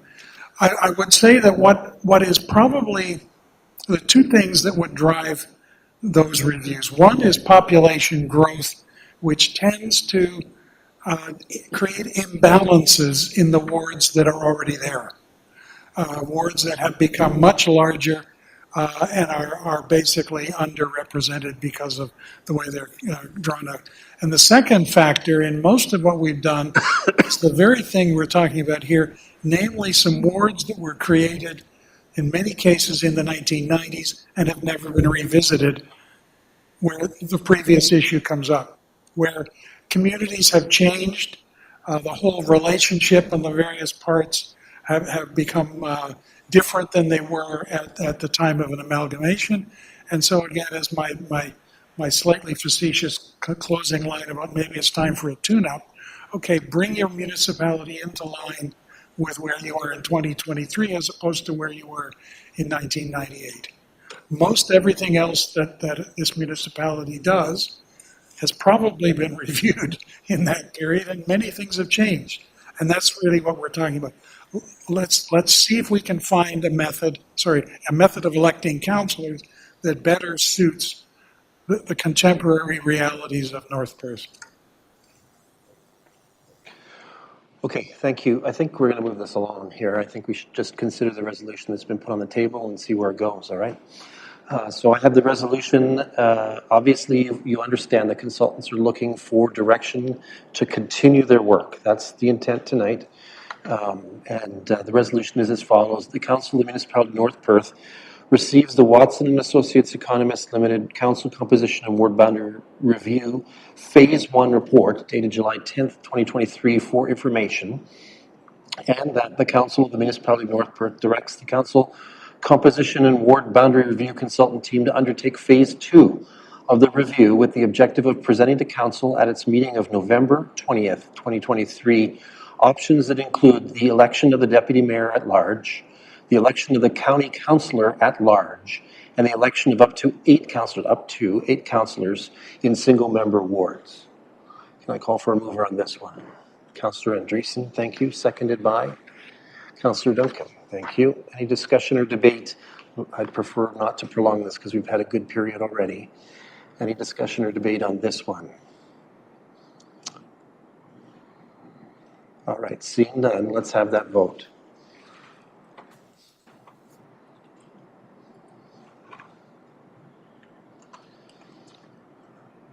And that is carried unanimously. All right, so we've moved this forward. Consultant team, thank you very much for the thorough presentation and careful attention to the questions that all of us have had. And we'll be back. And you'll be back. Thanks. I'll be back. Yeah. All right. Thanks. Have a good night. Thank you very much. I think it's prudent for us to take a 5-minute bio break at this point. Let's come back at 9 o'clock. That's our plan.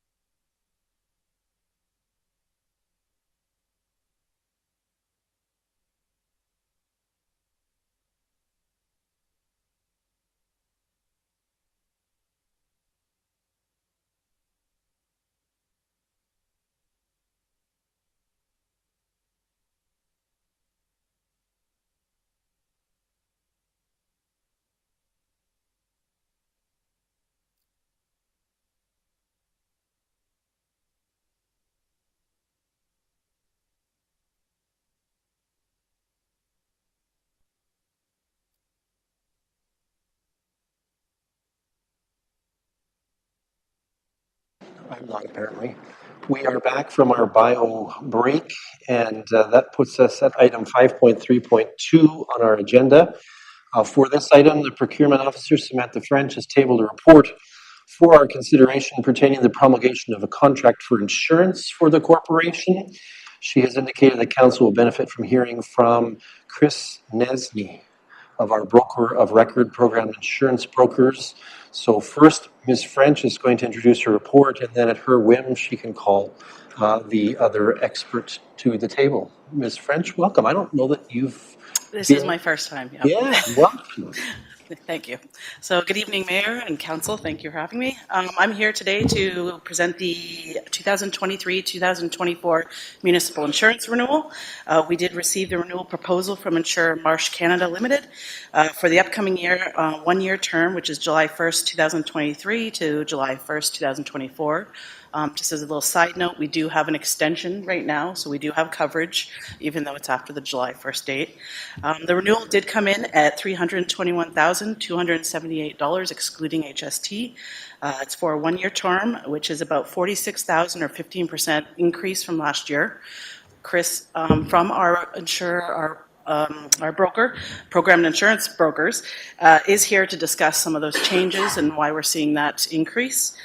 So at this point, you guys do have the Marsh proposal that was sent to you separately. That's the full proposal for the policy, as well as the details on the agreement to sign. So I'll ask Chris to come up. He's going to talk about some high-level changes about what we're seeing, and then we can answer any questions for you. Thanks.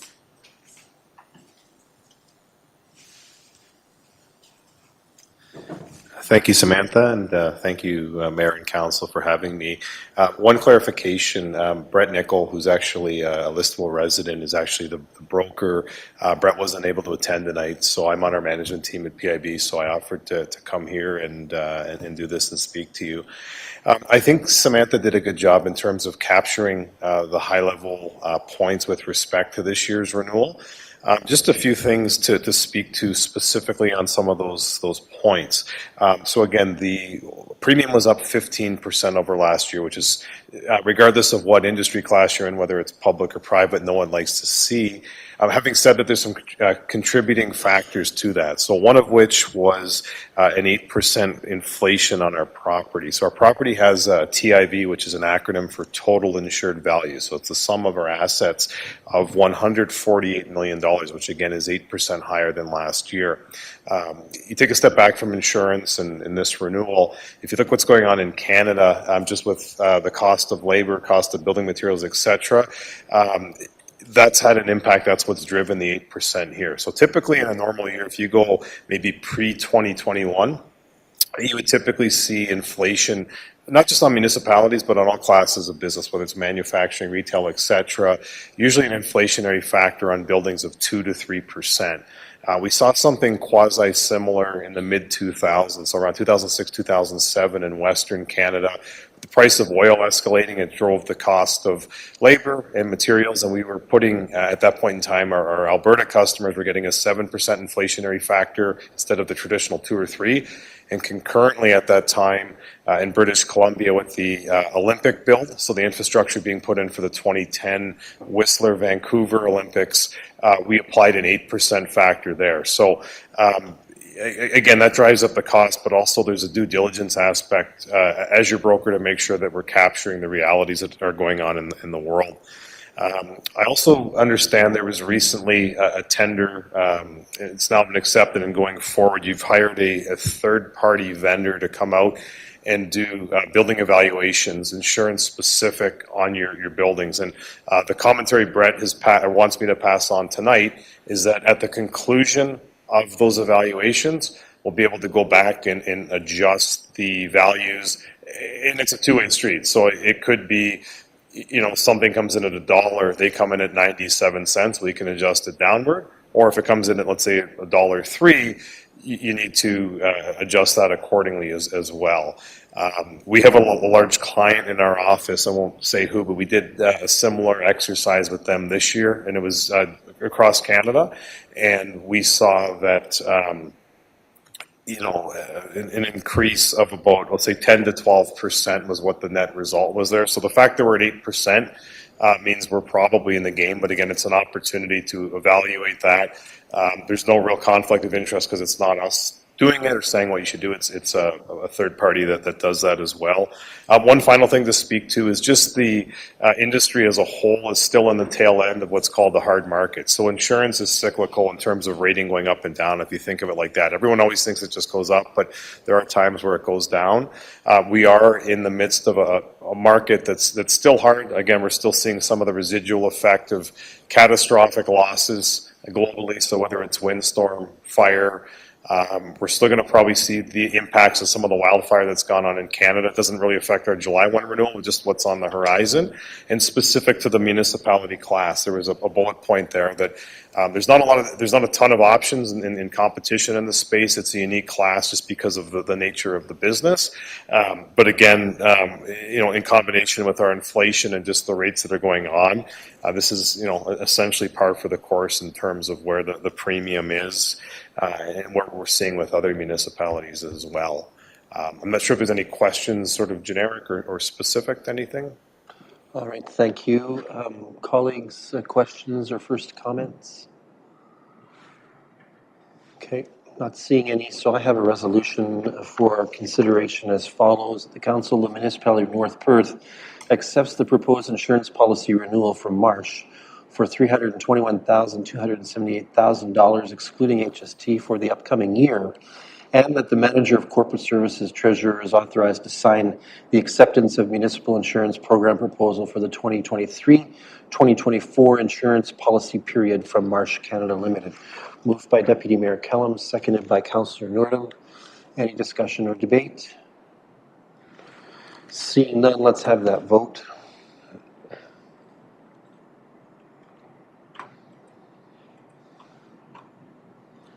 And that is carried. Thank you both. Okay, thank you very much, guys. Have a great night.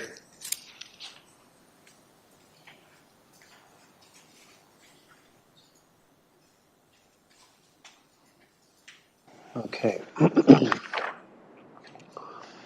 As item 5.3.3, Council has a report with the results of the external audit of finances for the financial year 2021. North Perth Treasurer Francis Hale is our expert on this subject matter and will provide the report. Ms. Hale, welcome. Thank you very much. As the financial statements for 2021 have been circulated to Council, and at this time I'd just like to highlight one of the notes with regard to revenues. If you look at note 14, you'll see that our development charges have not been applied to the extent that we had budgeted for, and due to some of the project work that wasn't completed. And so that does reflect on our financial revenue and expense column, and you'll see between budget and actual that would be our biggest variance for 21. If there's any other questions, I'd be more than happy to answer any questions. All right, thanks, Ms. Hale. Colleagues, any questions on this matter? All right, we have a nice long resolution for our consideration then as follows. That the Council of the Municipality of North Perth authorizes the Mayor and the Manager of Corporate Services Treasurer to sign, I think it's Director? Are you Director? You Manager? Yeah. Manager. Your Manager? Okay. Manager of Corporate Services Treasurer to sign the letters of representation with BDO Canada LLP for their audit and accounting services regarding the Municipality of North Perth 2021 consolidated financial statements and the 2021 Cemetery Care and Maintenance Trust Fund financial statement. And that the Council of the Municipality of North Perth receives and approves the Municipality of North Perth 2021 consolidated financial statement and the 2021 Cemetery Care and Maintenance Trust Fund financial statement, and that these 2021 financial statements be posted to the municipal website for public information, and that the Council of the Municipality of North Perth receives the Municipality of North Perth 2021 Financial Information Return, or FIR, and that this report with the provincial website link has been posted to the municipal website for public information. Can I call for a mover on this one? Councillor Anstett, thank you. Councillor Newman will be our seconder. Any discussion or debate? Seeing none, let's have that vote.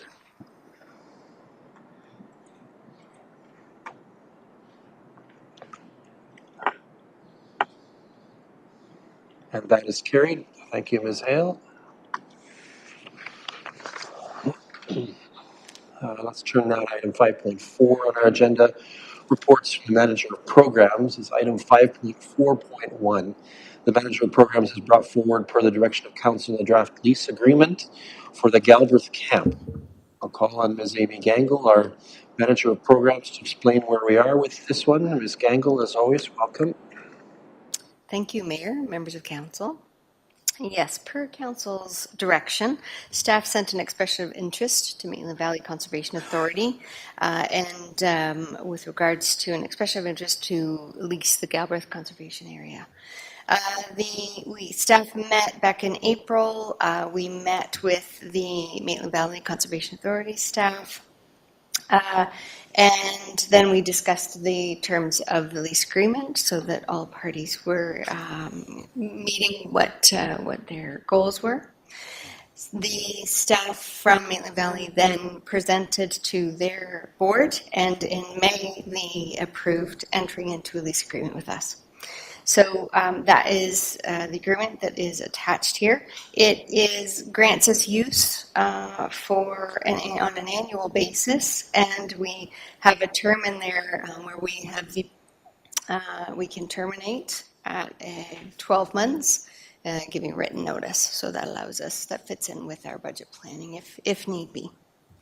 So staff are just seeking Council's approval to proceed with signing the lease.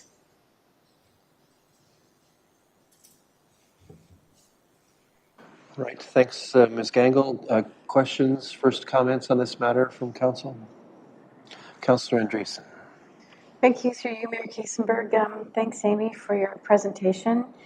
In terms of the lease agreement, it talks about the fact that our municipality and our role in leasing this property would require us to cover hydro, any expenses around maintaining a safe water supply, also managing the property in terms of, building maintenance and property maintenance. I suspect that this will be pretty costly.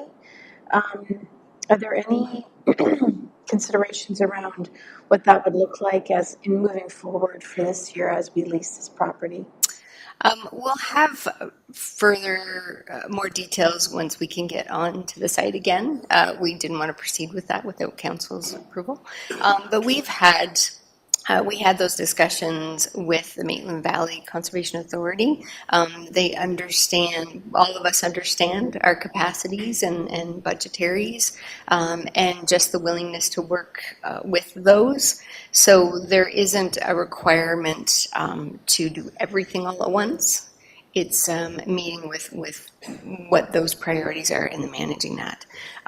Currently, we're working with, as per the report, estimated $13,000 per year for our basic assessments and things. The other part is taking a look at the infrastructure. Maitland Valley is willing to work with us on that. There could be some pieces that just need to be removed. Then that's not an ongoing need. So once we get in, we have a better picture, we can do that, but we would work within the budgets that we have or the finances that we have. Okay, thank you. Okay, anyone else? Do we have a read on the current situation with water at the camp? That will be done when we do our site meeting. Okay, I'm not seeing anyone else, so I have a resolution for our consideration as follows. The Council of the Municipality of North Perth enters into a lease agreement with Maitland Valley Conservation Authority for the Galbraith Conservation Area. Moved by Councillor Duncan, seconded by Councillor Rothwell. Any discussion or debate? Seeing none, let's have that vote.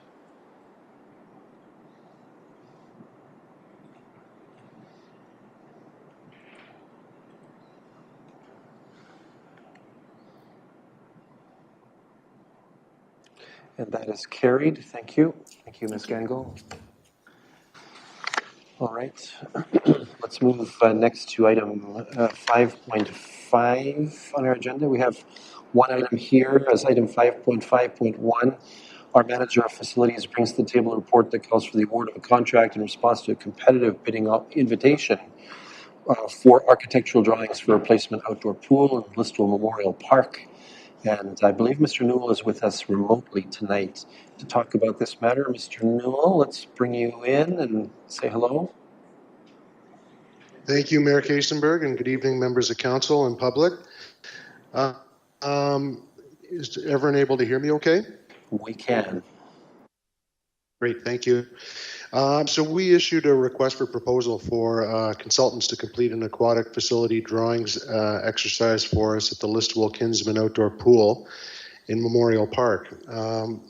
The RFP closed on Friday, June 9th, and we received submissions from 4 different potential bidders, but potential contracts. There was quite a wide range of experience, proof of abilities, and their plan for a work plan and a project approach, as well as pricing. The range of pricing was anywhere from $18,000 to almost $80,000. We had budgeted $50,000 for the project this year. We sat down as a team and did individual scoring of the RFP, and then met together as a group, and it was unanimous that we went with Tillman Ruth Robinson Inc. as the preferred contract. That exceeds the budget and amount of $50,000 by $9,850. So what we're looking for is approval to, the recommendation is that we would award the request for the proposal for a total of $59,850, and looking for council approval on that. As much as it is over budget, we feel that we can, there's been savings in other capital projects that would certainly offset this this overage that we have in this this project. Okay, thank you, Mr. Newell. Questions or first comments from council on this one? Mr. Newell, is this about the pool and like building infrastructure, like the shower building, that kind of stuff, or what are we talking about here? Yes, that's correct. So there would actually be the pool itself that would meet accessibility requirements as part of AODA, but then it would also bring into scope the pool house and everything from what we need to do with parking in the area.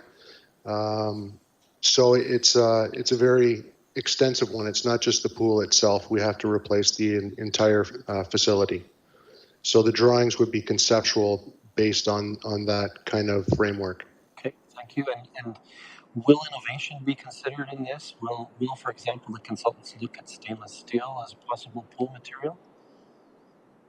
I'm sorry, can you repeat that? You broke up a little bit on my end. I said, will innovation be considered in this? For example, will the consultants look at stainless steel as a pool material? Yeah, that would be something that we could consider, maybe not so much as in part of the conceptual one, but when we go to award a contract, we would have to go out for tender to a contractor, and we could have them price out those options for us separately, whether it be liner, concrete, or stainless steel. Okay, thank you. Any other questions or comments? All right, I'm not seeing any, so I have a resolution for our consideration as follows: that the Council of the Municipality of North Perth awards request for proposal NP-026-23P aquatic facility drawings to architects Tillman Ruth Robinson Inc. for a total of $59,850 excluding HST. Can I call for a mover? Councillor Anstey, thank you. Moved, seconded by Councillor Richardson. Any discussion or debate? Seeing none, let's have that vote.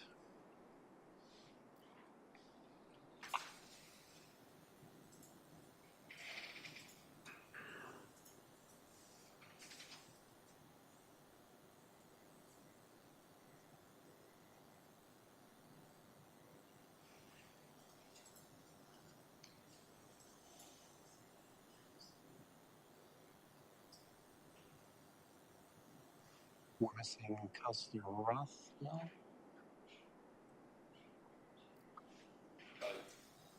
And with that vote, that's carried. Thank you. Thank you, Mr. Newell. Thank you very much, and have a good evening, everyone.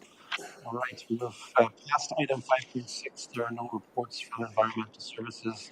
That moves us to item 5.7, reports from Manager of Operations. Item 5.7.1 invites Council to award the tender for the remediation of the Hilpert Municipal Drain per the recommendation of the project engineer, Spreet Associates, to Van Dree Drainage and Bulldozing.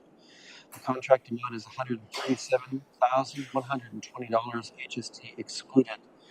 I don't think we have either Mr. Couch or Mr. Richardson here, but are there any questions or first comments about this matter from Council? We're not seeing any, so let's consider the resolution directly then. The Council of the Municipality awards tender NP-031-23T Hilpert Drain as per the recommendation from Spreet Associates Limited to low bidder Van Bree Drainage and Bulldozing Limited in the amount of $137,120 excluding HST. Moved by Councillor Rothwell, seconded by Councillor Nordham. Any discussion or debate here? Seeing none, let's have that vote.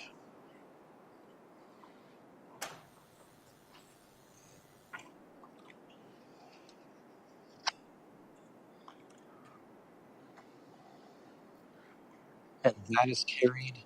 Item 5.72, similar type of project, similar contractor, little different contract amount, and the Macintosh Drain is our subject here. Have the resolution as follows. The Council of the Municipality of North Perth awards the tender NP-032-23T Macintosh Drain as per recommendation from Spreet Associates Limited to the low bidder Van Bree Drainage and Bulldozing Limited in the amount of $192,640 excluding HST. Who will be our mover for this one? Councillor Duncan, thank you, and seconded by Councillor Andreessen. Any discussion or debate? Let's have that vote.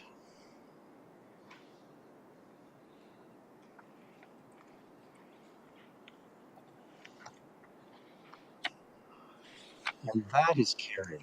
All right. That brings us to item 5.8, reports from the Development and Protective Services Department. In item 5.8.1, we're finally at the point where some of our audience finally gets to get involved. Planning staff from the County of Perth have brought forward an amendment to the North Perth zoning bylaw to support a zoning change on lands west of the hamlet of Britain for the expansion of an existing agricultural tile manufacturing business. We'll see that Mr. Bice, who's a planner with the County of Perth who works on North Perth files, is with us to present an overview and a recommendation. Welcome back. Thank you, Mayor Kaysenberg and Council. Scott Patterson had a delegation earlier today to discuss ZBA 0623, and 2 weeks ago we had a public meeting about ZBA 0623, which is essentially to expand the listable agri-pipe business and to convert or to change the zone of that business to an ACM 24 zone. I'll try to keep it brief since we've all been discussing this at length at this point. But essentially the property is currently zoned agricultural special. The proposed amendment, as is submitted and was modified at that public meeting, is to rezone a portion of the property from A69 to ACM-24. Portion of the NRE2 zone, as indicated by number 2 above, to be removed and placed within the A zone, and that the remaining land be rezoned from A69 to the A designation, or the A zone. Apologies there. So the site-specific nature of the ACM 24 zone was the reason for the requested modification, and I wanted to just kind of reiterate that at this point. So essentially, the site-specific nature of the ACM 24 zone shall have a minimum parking requirement of 5 spaces to allow the zone on the property to have a minimum frontage of 30 meters, to allow the agricultural drainage tile manufacturing facility to be an additional permitted use, and to remove the ability to essentially sever the agricultural drainage tile manufacturing business by including a lot minimum area requirement of 40 hectares for the subject property. So MAFRA has issued publication 851, which is the guidelines on permitted uses in Ontario's agricultural areas. Essentially, the proposed drainage tile manufacturing facility expansion meets these requirements, and I can answer any questions related to those at the conclusion. The Perth County official plan has some designations for agricultural related zones, and that's specifically 5510 of the Perth County official plan. Essentially, one of the major components of this is to keep the outdoor storage of these facilities at minimum, to essentially meet the requirements of servicing and the specific needs of the business. Listable AgriPipe needs a larger outdoor storage area than typically required by some other agricultural commercial businesses, hence the 10.8 acres applied to the ACM zone. And we all saw this 2 weeks ago, but it's essentially just kind of to give council an indication on what other drainage tile facilities look like in the area.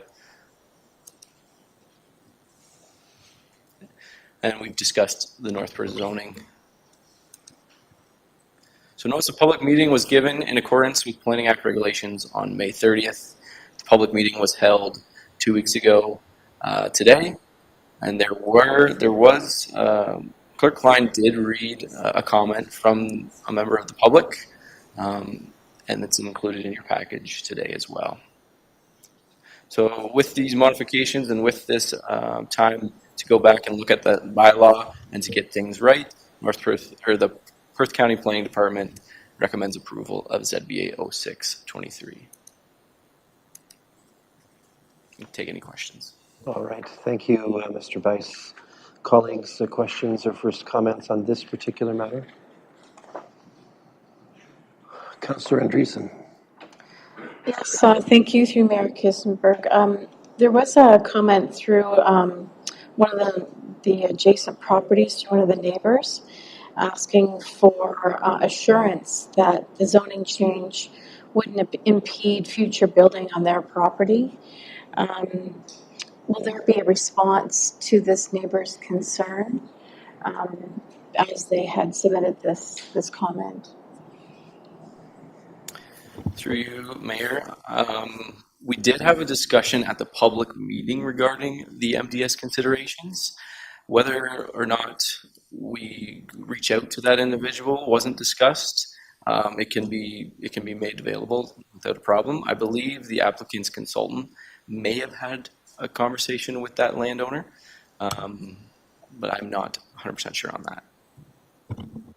Okay, I'll point out that the applicant's consultant, I believe, is in the room. Do you wish to offer any comment on this?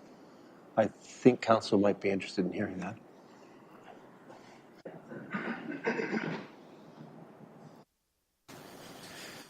Good evening again, Council, and through you, Mayor Todd. Yes, we had our MDS consultant, Tina Bierns, take a look at the options. The limiting factors for the property across the road are currently Mr. Martin's house for the development of a barn and Mr. Martin's barn for the development of a house. Mr. Conybear's primary concern was his farm to the west of this property, and Ms. Bierns also took a look at that, and she confirmed that the limiting factors would again be the house and the barn that exist today. The agricultural facility, the manufacturing facility, will not be a limiting factor. That has not been conveyed directly to Mr. Conybear, but Mr. Martin has been in contact with him. We've had a comment from the public that we, get back to this person and make sure that they're aware of, that things will be okay and that you can answer any further questions. Through you, Mayor Todd, yeah, I can commit 100% to doing that. As noted, Mr. Martin's in contact with them and had discussions. I actually have some paperwork that I forgot to print out for Mr. Martin, so that'll be given to him. And when he speaks to Mr. Conenbeer, he'll have that information readily available to show him the impacts of this development and what the change is to his property, which, in my opinion, I don't think there is any. Thank you. Okay, anyone else? Okay, I have two resolutions here before me. Thanks, Mr. Patterson, for clarifying that. The first as follows, that the Council of the Municipality of North Perth receives a report entitled Zoning Bylaw Amendment Number ZBA 06-2023, submitted by Scott Patterson on behalf of Mary and Weaver Martin, affecting lands described as South Park Lots 27 and 28, Concession 3, Elma Ward, Municipality of North Perth, and that Council approves Zoning Bylaw Amendment Number ZBA 06-2023, affecting lands described as South Park Lots 27 and 28, Concession 3, Elma Ward, Municipality of North Perth. Can I call for a mover on this one? Councillor Rothwell, thank you, and seconded by Councillor Richardson. Any discussion or debate on this? Seeing none, let's have that vote.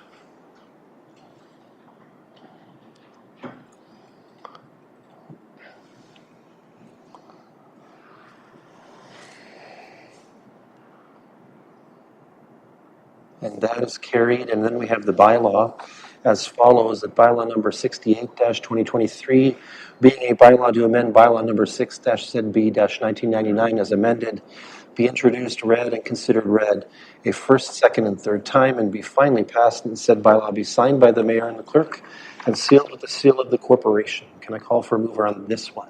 Councillor Richardson, thank you, and Councillor Anstett will be our seconder.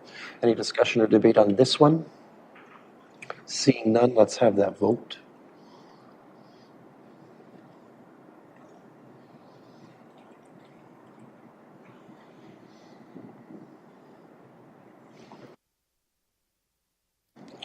And that is carried. Thank you. All right. This item 5.8.2, planning staff from the County of Perth have brought forward an application for consent to sever a lot found in Listowel Ward with the end purpose to create two lots of record and to infill each lot with semi-detached housing. The infill of one lot will require the demolition of existing structures. Again, Mr. Bice, who works for the county on North Perth Files, is with us to provide an overview and recommendation. The floor is yours, Mr. Bice. Thank you again, Mayor Kaysenberg and Council. So before you is an application for consent to sever. The owner is Ed Becker, who's in attendance today, and the agent is MTE. The property is located at 185 Havelock Avenue, and the red star showcases the property in the Listowel Ward. So the purpose of this consent application is to create a new infill lot by severing the existing property in approximately in half. The severed lot would be 570 meters squared, and the retained lot would be 667 meters squared. The proposed application would facilitate the construction of two semi-detached dwellings, which would total 4 units, and the existing single-detached dwelling and detached garage would need to be demolished. The existing dwelling does have fire damage that would require additional financial considerations to repurpose, thereupon the request for demolition. The two semi-detached dwellings will have 4 units, and then each unit will have 3 bedrooms and 3 bathrooms per unit. So the provincial policy statement, section 2.61, identifies that significant built heritage resources and significant cultural heritage landscapes shall be conserved. This image is from the 1879 Historic Atlas of Perth County from the Stratford Perth Archives, and the red star is the property in question. So the existing single detached dwelling is identified by the Perth County Archives as being a home that was built by David D. Hay, who is the first reeve or mayor of Listowel. However, North Perth currently does not have a cultural heritage registry nor heritage conservation districts, and therefore there's currently no planning policy framework for properties that are not already protected for their cultural heritage in North Perth. Despite the cultural heritage potential of the dwelling, there is no legislative or policy framework that would constitute the preservation of the building. So the property is designated residential in the listable ward official plan. The listable ward official plan states that a minimum of 20% of all housing units to be provided within listable will be within the affordability range established by the province. So both the PPS and the listable ward official plan speak to the need for affordable housing for healthy, livable, and safe communities. The PPS defines affordable as housing for which the purchase price results in annual accommodation costs which do not exceed 30% of gross annual household income for low and moderate income households. In the case of rental housing, which is the proposed housing class, I guess you would say, for the two semi-detached dwellings, a unit for which rent does not exceed 30% of gross annual income. However, Bill 23 adds a new definition of affordable housing for planning and the Development Charges Act as well, where the rent price of the residential unit is no greater than 80% of the average market rent price.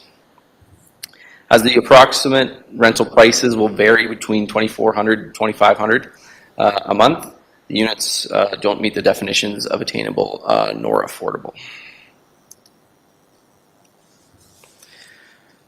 So a few items I'd like to touch on that are discussed within the policy of the listable ward official plan. First being servicing. The municipal engineers, BM Ross, have provided some comments on the proposal, and those comments indicate the proposed increase in density would not provide issues in capacity for servicing. Again, another one would be the density. The proposed development is approximately 32 units per hectare, which is within the 20 to 35 units per hectare for semi-detached dwellings under the listable ward official plan guidelines. The third being residential development pattern. The proposal is considered infill development. The surrounding area is predominantly low-density residential with a mixture of single-detached and semi-detached dwellings spotted throughout the neighborhood. The application to construct two semi-detached dwellings is considered in keeping with the neighborhood. Lot grading and drainage. So the applicants have submitted a lot grading and drainage plan as part of their submission package, which is attached in your packages today. And municipal engineers, BM Ross, have provided comments which indicate that they are satisfied with the drawings stamped on June 15th. Access, the municipal engineers, BM Ross, have also indicated that there was no issues foreseen with access based on the proposal. There we go. So the property is currently zoned R4 in the North Perth zoning bylaw. The proposed consent would meet the lot, frontage, and area requirements in the R4 zone.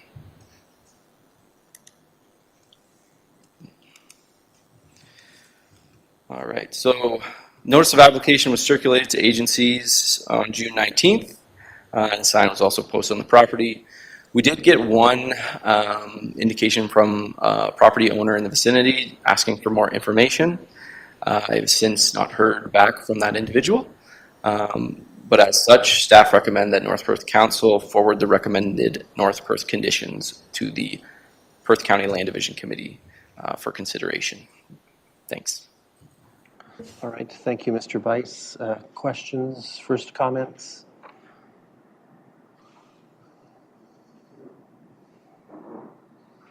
Nobody? Okay, I'm going to make a comment tonight. You know, that listable ward official plan talks about that minimum 20% affordable, and I think we've gone along sometimes waiving that, assuming that somehow it will magically appear in the rest of the community through other developments, and I'm not convinced that that's the position that this council should take if it's committed to affordable and attainable housing. So for that reason tonight, I'm going to indicate that I will vote against this one and all future ones that don't bring something to address that 20% affordable housing content. Anyone else? All right. We have a resolution before us as follows.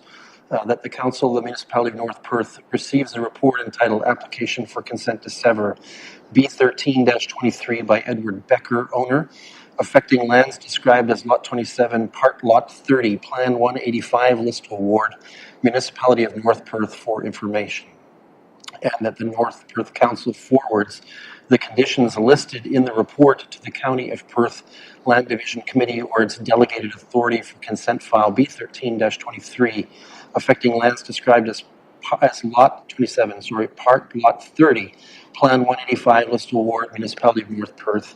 There are 6 conditions which were in your package, colleagues. Can I call for a mover? Moved by Deputy Mayor Kellum. Seconded by Councillor Nordum. Thank you. Discussion or debate? Councillor Rothwell. Thanks very much, Mayor Todd, and thanks for the report, John. Can you just talk to us about the number of units that were in this building as it currently exists? I couldn't recall seeing that. 4, I guess, is that? Well, 4 is proposed, but how many are in the existing building? So through you, Mayor Kaysenberg, I believe that it's vacant currently due to the fire damage, but the owner is here if you'd like a more concrete answer. Yeah, I was just wondering how many units were in, so prior to the fire, like how many units did we have in this building? I think it was quite a few, but. Yeah, through you, Mayor Kaysenberg, I believe it would be best to ask the owner that question. Sorry, I'll give consent to that if the owner wishes to answer the question. Thank you, Mayor Kaysenberg and Council. So there was originally 3 units in the home prior to the fire, and the new proposal would create 4. Thank you. Thank you. Okay. Anyone else with questions, discussion, debate? Okay. Seeing none, let's have that vote.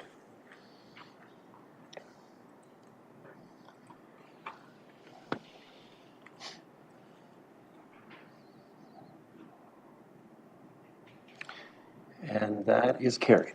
Thank you. All right. Thanks, Mr. Bice. Appreciate that.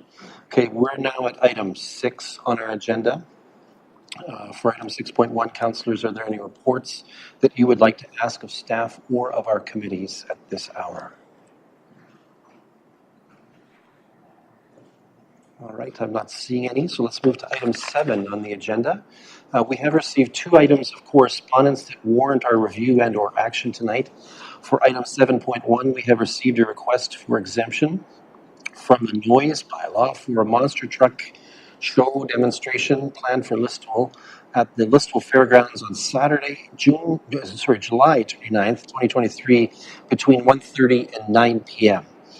We do have a resolution to enable this request as follows. That the Council of the Municipality of North Perth grants an exemption to any timing regulations stipulated by the noise bylaw for activities generated by the Monster Trucks All Out Tour on Saturday, July 29th, 2023, between 1:30 p.m. and 9 p.m., and that staff be directed to advise relevant parties of this exemption. Can I call for a mover on this from Councillor Richardson and Councillor Anstett will be our seconder? Discussion or debate? Seeing none, let's have that vote.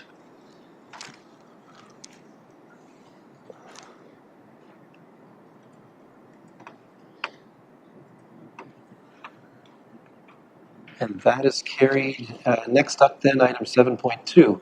We have received a request for in-kind support of various outdoor furnishings. And I note that Councillor Andreessen is leaving the room for our stock, for the Listowel Agricultural Fair scheduled for July 13th to 16th, 2023.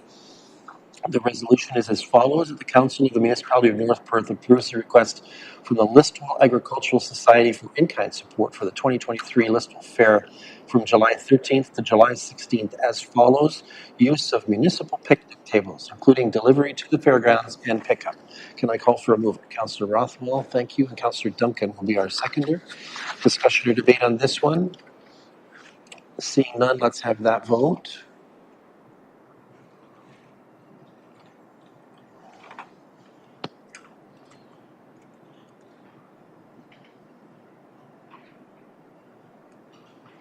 I'm in favor of my vote. All right, Councillor Anstett is in favor, and so that is carried. And we can invite Councillor Andreessen to return to the chamber.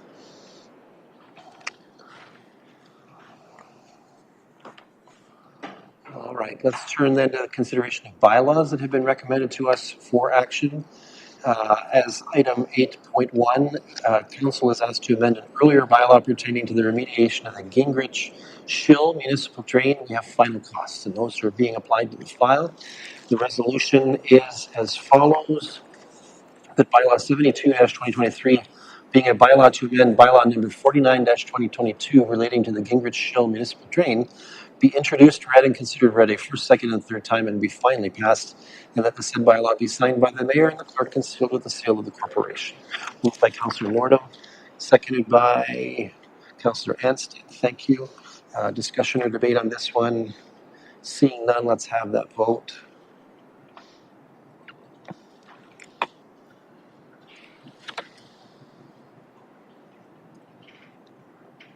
And that is carried. And now we have some road assumptions to do here. Item 8.2, we're going to assume certain roads in North Perth in the aftermath of finalized development. As follows: that bylaw number 67-2023, being a bylaw to establish highways, be introduced, read, and considered read a first, second, and third time, and be finally passed, and the said bylaw be signed by the mayor and the clerk and sealed with the seal of the corporation. Moved by Deputy Mayor Kellum, seconded by Councillor Rothwell. Discussion or debate?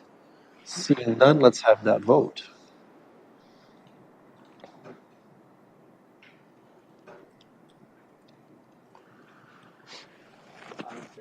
And that's with Councillor Anstett's manual vote. That is carried.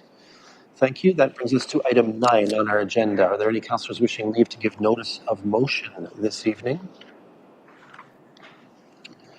Seeing none, that brings us to item 10 on our agenda. For item 10.1, are there any announcements that would be of benefit to our community or that would reflect well on North Perth at this time?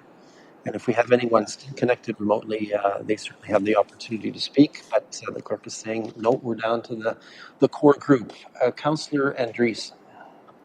Yes, thank you through you, Mayor Kasenberg. I just want to invite the community to join us for our annual Listowel Fair. It'll begin on Thursday and finish up on Saturday with some amazing events that will interest people of all walks of life.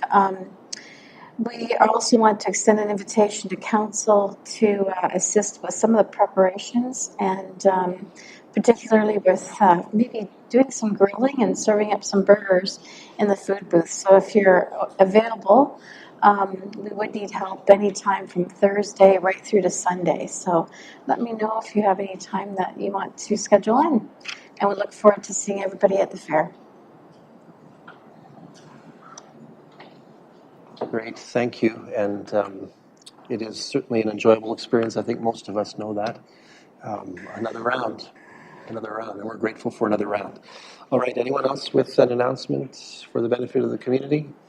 Okay, I'm not seeing any. That means we're at agenda item number 11. We have no matters for consideration in a closed session meeting of council tonight. For item 12 on our agenda, we have therefore no items to report about since we didn't have a closed session, which means that we can turn to our confirmatory bylaw. It is a good practice that we act on near the end of our meeting to confirm all of the actions and items of business that were conducted at our meeting through what's called the confirmatory bylaw. I have a draft of the same here.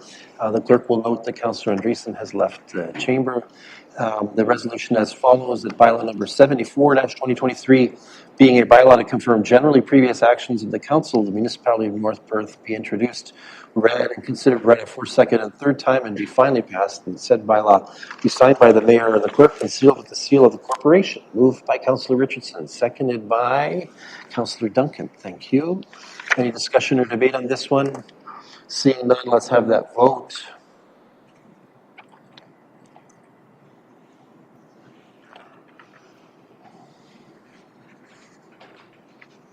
We're not seeing the E-scribe, there we go. And that is carried. We can draw Councillor Andreessen back into the chamber. Councillors, that's good news. That means we've completed the deliberations that were set before us this evening, taken action on the relevant business. It is thus appropriate for us to consider adjournment. I have a motion to that effect as follows. The council meeting adjourns at 9:52 p.m.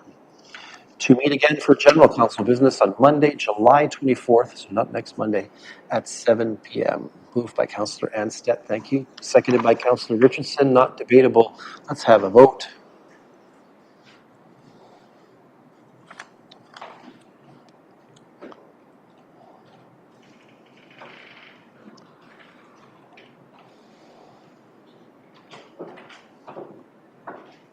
And that is carried.